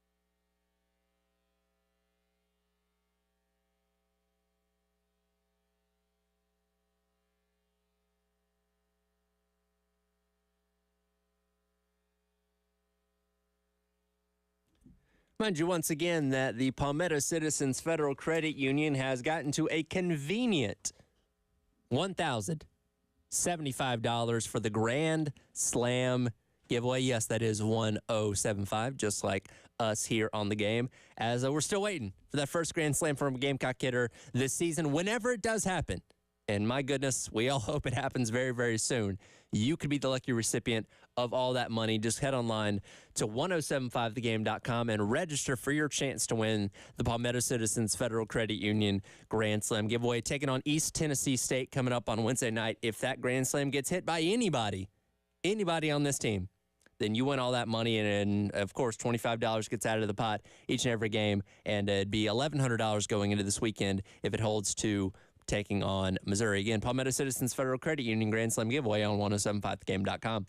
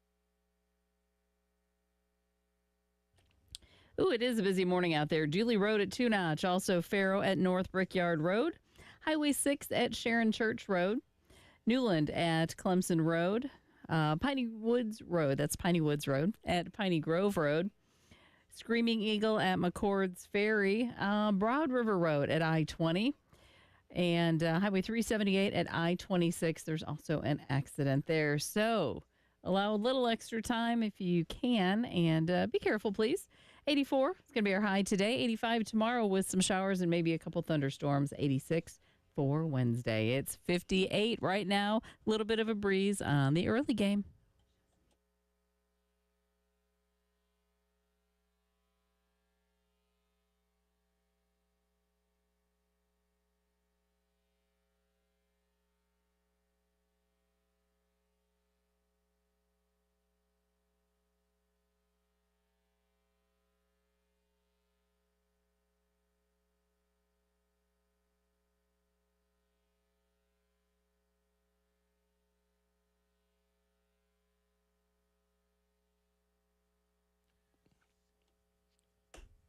All right, we are back in. It's Monday. Now, normally, usually have the alley-oop for this one. You want to try it? You want to try to throw the alley-oop for the... Okay. Let's try it. Well, it was a busy weekend on the sports front, and that can only mean one thing. It is time for Thorns, Buds, and Roses. What a pro. On the early game, 107.5, The Game. That didn't work well. Tyler. Yes. How you doing today? I'm good. A lot of stuff happening this weekend. I'm excited to be here. I'm usually in the car listening to this. See, as you're in. Thorns, Buds, and Roses. It is the time every year. Draft season. We all get excited. Our players are going. Our teams are getting new players. Players are getting drafted. Hope springs eternal. Sure. But the same silly things always happen during draft. Thorns. Everybody who attends the draft, what are you doing in between the time when Roger Goodell comes out every 10 to 15 minutes? Are they playing videos? Are we just standing in the parking lot? I heard that Detroit broke the record for draft attendees, which I don't know, but what are you doing? You know, I imagine it's kind of like a big street fair. You probably got some drinks out there, and I don't know, maybe you're listening to music or something like that. Because when you get far enough away from the stage, you actually can't hear what's going on. I read some people like, yeah, I was keeping up with it on my phone, you know, a minute after these picks that got announced. Okay, listen, I'm all for everybody going to events. I really do like people going to events, but the draft, I'm still questionable. But that's not my thorn. My main thorn is obviously the coverage of Spencer Rattler this weekend. It became a whole thing, and I would just tell people, listen, if you have ever worked with teenagers, you know they are all, without a doubt, dumb. They all stupid. They all make bad choices. Even the best of them. Some of the best young people that I've worked with were dumb at certain points. I was going to say, with all the high schoolers that you've coached, if they were all going to be held to something that they did while they were in high school, none of them would ever get the potential to be drafted. 0%. I mean, it's a perfect failure rate. If you've either raised a teenager or worked with teenagers, you know there are lapses in judgment and time. And here's the other thing. They change into different people. Sure. You can have somebody who was in 10th grade. By the time they get to 11th grade, you're like, oh, you're a totally different person. Yep. It happens. So the idea of holding people to that account for something that they did at such a young age is silly. And I'm talking about whether we're talking about something they did on a reality show, something they tweeted, whatever, man. Listen, people grow, people change, especially from that age. Have some grace with young people. I don't think anybody got canceled this week for previous tweets. That usually happens. It happens every year, and it's so silly. Have some grace with young people. They will be okay. You just got to guide them there. Buds. A lot of people are joining in the NFL crew this year. Besides Spencer Rattler, besides Marcellus Dow, Nick Gargiulo, you had Amarian Brown sign a free agent contract. Mm-hmm. Jordan Strong got invited to some rookie mini camps. The Carry-On Joyner got invited to a rookie mini camp. Did I miss anybody? Trey Knox. Trey Knox. Go undrafted free agent with the Minnesota Vikings. And then Tyreek Johnson. And Tyreek Johnson. So listen, man. This is an opportunity for every single one of them. Some of them it's going to be a longer shot than others. I will remind everybody, it is very difficult to make an NFL roster. Almost thread the needle is very much impossible, especially for the guys that are coming as undrafted free agents. But it is possible. So there's a buzz. They have an opportunity.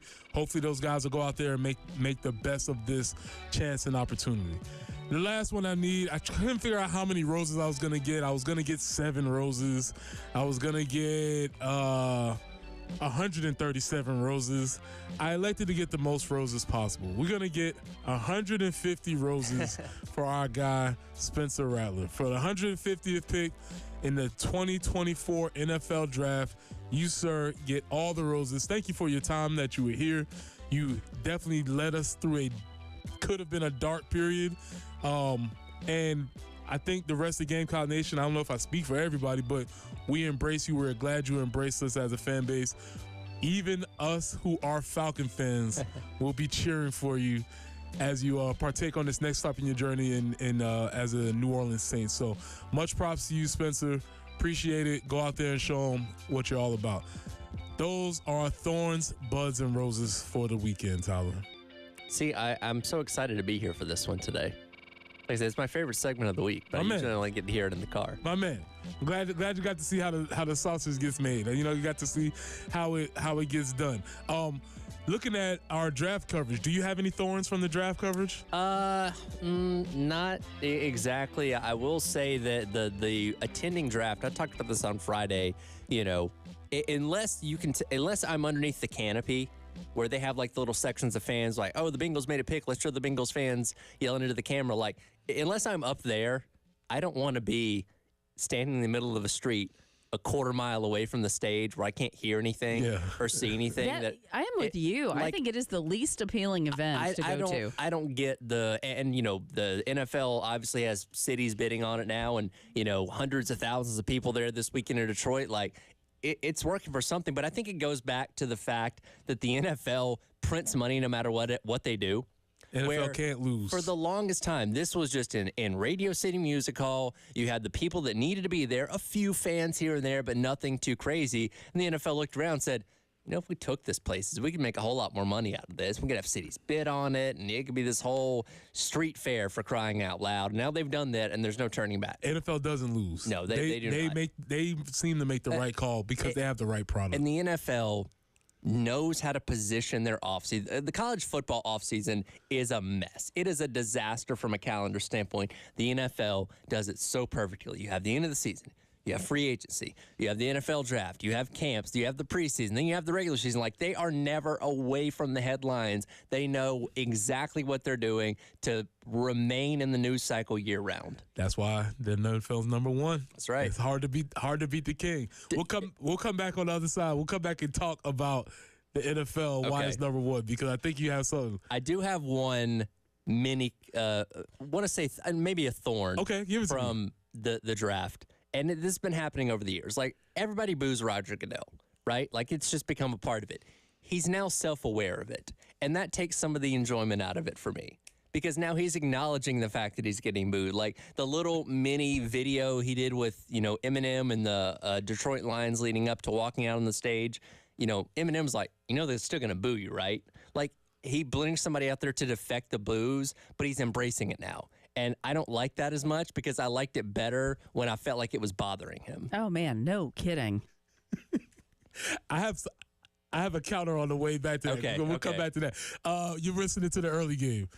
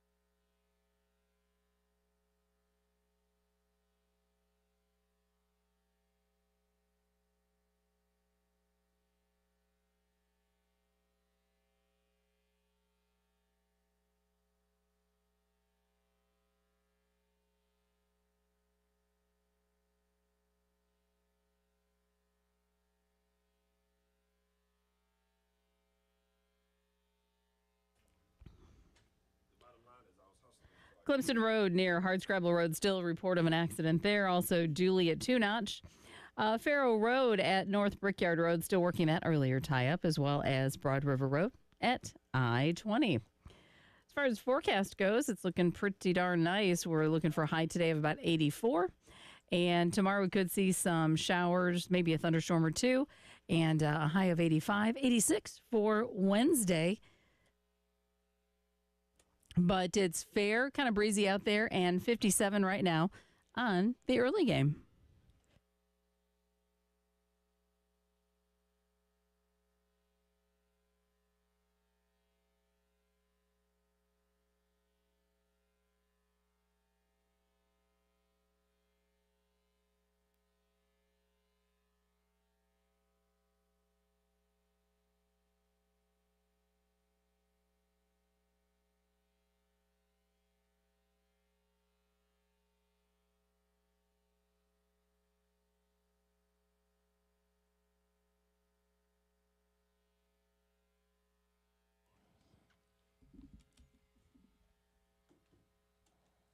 Welcome back into the early game. Preston Thorne, Tyler Head, Jen Jensen. We are deep into the 8 o'clock hour. We got 2 more segments before we wrap this thing up, and it's been pretty Spencer-centric today. Yeah. But I think the story of Spencer tells a greater story of the draft, of college football, of the NFL.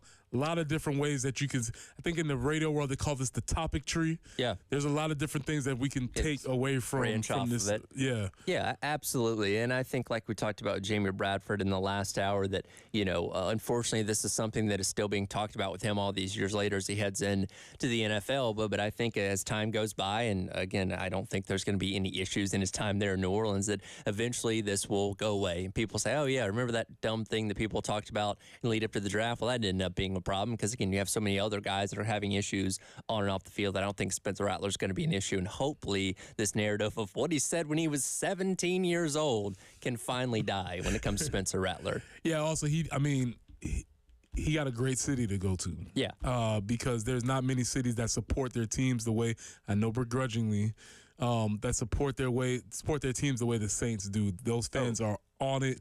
They are about it, and that is a town that if you got it going, not many better places to live. I'm from Atlanta. Atlanta's a fair weather fan base. Yes. Like when the team is not good, they do not go to Mercedes-Benz Stadium.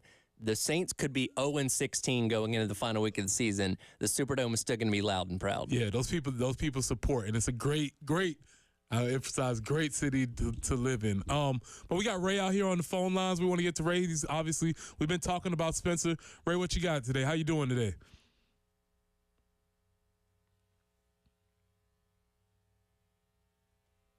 There, Ray? Either he muted us or maybe he hung up. I'm not sure. Okay. Ray, if you're out there, you can try and call back in or take us off of mute. But one of the conversations that we were having, and somebody brought it up earlier, was about the draft and NIL. And I think specifically how it relates to Spencer is this is one of my arguments as to why, in the grand scheme of things, not the way it's currently construed, but the idea of being able to compensate athletes is ultimately a good thing, because there was a time when a player would, quote unquote, fall this far in the draft. Yep. It'd be catastrophic. Sure. Because they would have been planning on, hoping for, thinking about this amount of money that they were going to make, and then they would not have access to that. And so the only thing that really hurts Spencer is going to be his ego. Sure. You're going to look and see that he was drafted in the 5th round. But as far as from a lifestyle perspective, there's not going to be much of a change for him. And he wasn't depending on being picked in the 2nd round as far as the 5th round. You understand what I'm saying? Yeah, no, that makes total sense. And yes, there's a big difference between the money in the 1st round and the 5th round. Xavier Legette is entering a tax bracket that a lot of us could only ever dream of being into. So, there's a big difference there. But again, he's not going from making absolutely nothing to making a lot less than he thought he was going to make. And that is an interesting thing to bring up with NIL, but because it has opened the doors where there were a lot of guys for years and years and years that probably weren't projected very high and said, you know what, I gotta, my family's counting on me. I got to go to the draft and, end up going in the 6th or 7th round and don't end up sticking on a roster instead of staying in college for another year or two and getting that extra time of development. So now that's at least allowed the opportunity to stay in college, make your money, and again, wait till you are absolutely ready to go to the NFL draft. Do some guys still come out earlier than they should have? Yeah, absolutely. Right. That's still going to happen, but you're not seeing it as prevalently as it once was with the guys that are saying, hey, man, I don't have the opportunity to make money in college. I got to go to the pros because, these people are counting on me to start making some money. Yeah, and it's just the stress and pressure as you feel yourself maybe falling down the board. You're calculating the amount of money that you thought you were going to have, the things that you thought you were going to be able to do. Now with them being able to be somewhat financially stable, especially for those guys who were, we don't know. Me personally, I don't know the exact numbers, but they were very comfortable. Yeah. Awesome. They earned that money and that opportunities. They are now able to pursue those NFL careers without having the baggage of having to try and the stress of taking care of everybody and taking care of everything. So I thought that was really interesting, and it was pointed out to me that Spencer's doing fine because from the video that he sent from thanking Gamecock Nation. Yeah, he's back home in Arizona. He's back in Arizona, and there's a specific building. I'm sure the internet could do some Googling and snooping, but they have live plants that are on the building. I was looking at that. That was unique. Yeah, it's unique and also not cheap. I'll say that. So I don't know if that he was living there or what the case was, but those buildings are definitely reserved for folks of a bracket, which is awesome. He deserves to be there. And the other aspect of it is one of the things we always had to talk about is, well, when these guys become pros and they get this money, who knows what they're going to do? These guys have been pros. They've had money. They've been essentially living a professional lifestyle. So the adjustment for Spencer Rattler is not going to be a big difference from what he's been doing the past 2 years to what he's going to be doing the next year. Yeah, no, this isn't one of those things, especially for someone like Spencer Rattler that was obviously a prominent figure of this team and did well in the NIL space. It's not going to be this drastic difference in what he's going to be making at the NFL level compared to what he was making here in college. And again, I don't think that's going to change him too much. Yeah, that's not going to change him. So I do think that's a very interesting aspect. All right, when we come back, the whole theme of this show has been when a local story becomes a national story. And so to wrap this deal up, we have maybe the most local story that has definitely blossomed into a national story. We'll tell you about that on the last segment of the early game.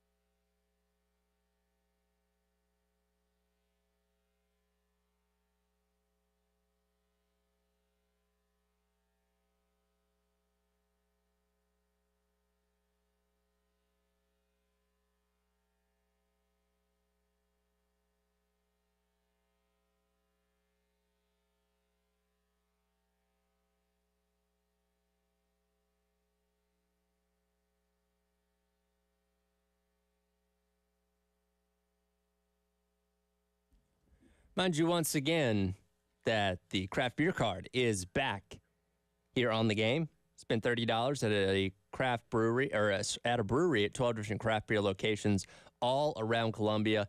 It is a $360 value that is all yours for only $79. All you got to do is go online to 1075thegame.com, click on the Sweet Deals tab, and purchase yourself a craft beer card. I like craft beer. You like craft beer. This is the perfect gift for yourself, for a friend of yours, especially as the summer's coming along. Summer's a great time for craft beers. Can't think of a better time to pick up a craft beer card yourself. Again, $360 value, all yours for just $79. Go online to 1075thegame.com, click on the Sweet Deals tab to purchase your craft beer card.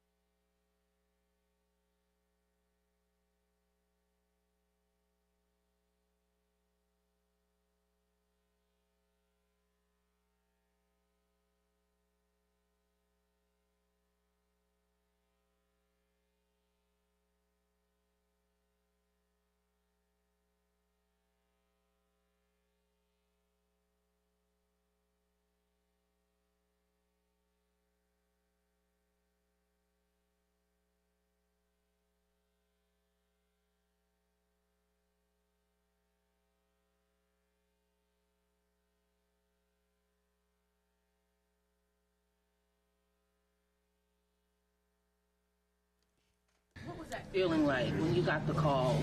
Because I saw the emotion in your face in the video, but what were those emotions? Overly excited my whole time, and I really trying to hold my tears in for real. And I told my folks I wasn't going to crack out, trying to be tough guy. But man, I was really over excited. What was that feeling like when you got the call? That is our guy. Quickly becoming the nation's guy. Xavier, as Roger Goodell said, legit. Leggett. Here's the thing. I knew he was going to mess the name up.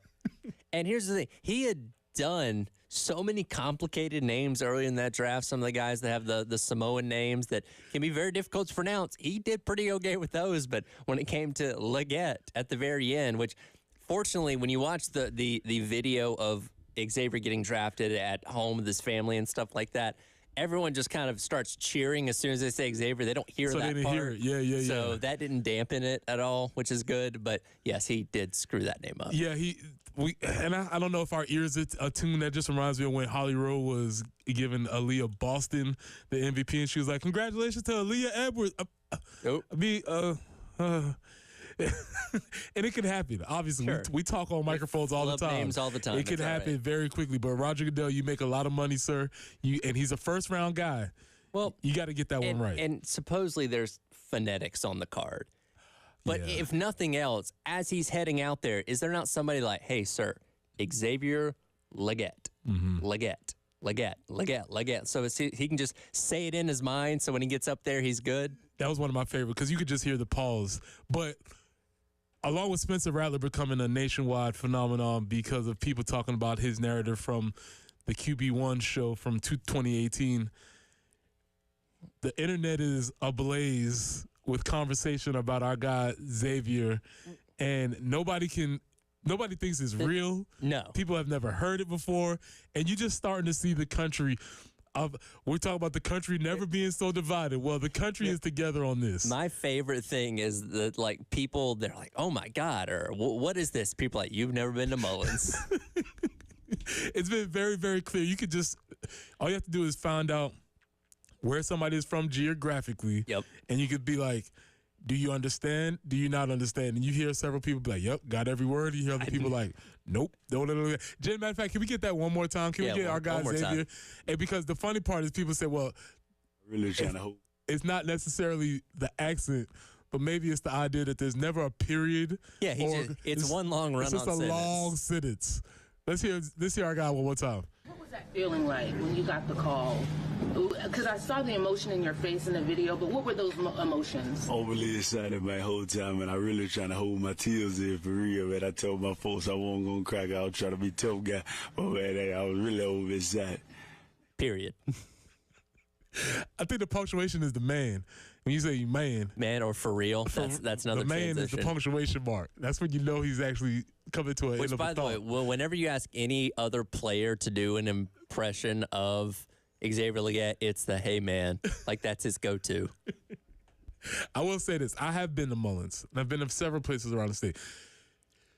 Xavier has a extreme strong. I mean, we've been to Mullins. Everybody in Mullins is not that deep into the accent, but but it is characteristic. We have heard it before, but it's been very interesting to watch the world or the football world kind of like take notion of this guy. Well, it all just depends on your experiences growing up. My best friend, I call him Bubba J. His name's Brandon. I call him Bubba J. But we've grown up in the exact same hometown, lived around each other our entire lives. His accent is 10 times. Like, I have a little flair and a twang to mine that comes out from time to time. That his is 10 times more deep and more southern than mine is. So it just kind of depends. Yeah, it mostly depends. And the only thing that would have been better is if Xavier would have been maybe from downtown Charleston, and he could have thrown, if he would have had a Geechee accent, then that would have thrown the whole nation into. Is there a Charleston accent? Oh man, yeah. There's a big time Geechee accent. If he would have been from maybe like downtown Stall, West Ashley, or some places along those lines, it's disappearing along with all the other charm and allure of our little small town that used to be Charleston. But that might have been the only thing, or because in South Carolina, basically kind of the three distinct regions. You have the Low Country, Midlands, Upstate, or whatever. And everybody, if you're from here, you can hear those different accents. If you're not from here, it all just sounds the same. Georgia's the same way. There's a difference between South Georgia and North Georgia. Right.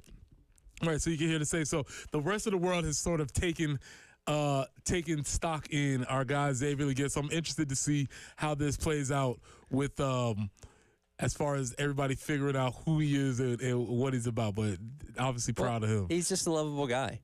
I mean, again, he's got an incredible story up to this point for the personal things that he's gone through, as well as his experience in his college career to get to this point. So to be a first-round draft pick and be out of the small town of Mullins. And I thought the football Twitter account had a really good video that they put out after he got drafted, about 4 minutes long, of talking to people in his hometown about what they saw of him growing up and what his getting drafted means to that town. It's really neat if you haven't gotten a chance to see it. But he's got to root for it, and he's going to be playing right up the road. His family's going to be able to see him. Obviously, Carolina fans going to be able to go up there and see him again. So very, very neat they get to stay close to home. To finish off on that, we talked about our guy at the Carolina Panthers. We talked about the owner, David Tepper. We talked about him briefly because we had the first report that he had walked into the establishment in Charlotte. We had the first preliminary report. Yes. We had to check our sources. After we got off the show on Friday, the video came out. It came out while Terry and I were on the air. We had a great time with that. We did not get a chance to talk about this. Tyler, what in the world? What a loser.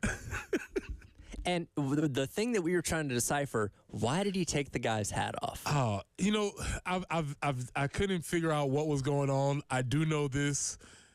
I mean, the idea that you would walk into the establishment and just take somebody's hat off their head. I mean, technically, you really shouldn't wear a hat indoors. I mean, that's kind of a manners thing, and I'm wondering if he was trying to, but that wasn't his place to do that. Here's the thing. That looked like a teenager. Mm-hmm. It was probably a high schooler working there for minimum wage, you know what I mean, on a weeknight, whatever it may be. And then this billionaire comes in there who's in charge of that sign out in front. I don't know, dude. You on a table or what? Right. Yeah, I mean, it's just the idea that as being a billionaire, you're just so far removed from social norms that you don't even know I don't even know if I'm acting accordingly. And here's the thing. We don't know what was said.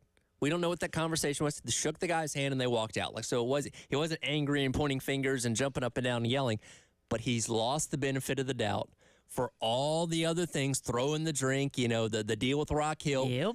He's not winning in anybody's eyes. So he could have gone in there and said, you know what? I think that sign's pretty funny. You guys did a good job with that. I'm going to go head over to the facility now. But because we don't know, we automatically assume the worst because it's David Tepper. That's exactly what I said. I said, man, this could have been a great story about the billionaire visits the bar. He could walk into that bar, buy everybody a drink. Sure, take a picture with the sign out front. It could have been awesome. Sure. But no, he takes it in the worst possible way. He does it as only David Tepper seems like he could do. So, yeah, I had to get the update on that event. David Tepper said a while back that he's so rich that when he gets bad service at a restaurant, instead of not leaving a tip, he just buys the restaurant and fires the waiter. We're calling your bluff, man. If you're really the guy that you say you are, what are you going to do with this restaurant, huh? Is it going to become Tepper's Bar and Grill within the next couple of months? And the service will be poor and the food will be terrible, I'm sure. Like I said, congratulations to Xavier. I'm glad you're getting your money. Maybe this will be your first contract. Maybe things will change. Stay away from the owner. Stay healthy. Hope everything works out for you. Well, listen, man, Tyler, it's been a lot of fun. Always a pleasure. Always a good time with you, Jen. That's right. Jen, it's been a good time. We wrapping up our day. Obviously, we were very, very Spencer heavy because everything that was going on today was over the weekend was really based on the draft, and our guy became a story. As we bring it in tomorrow, we will have more conversations about the sports world. Maybe sneak a little bit of NBA playoffs in here. I've asked Tyler about the Ant-Man. That's right. A lot of things happening, man. Appreciate y'all listening. Thank y'all for taking the time. We will see y'all tomorrow.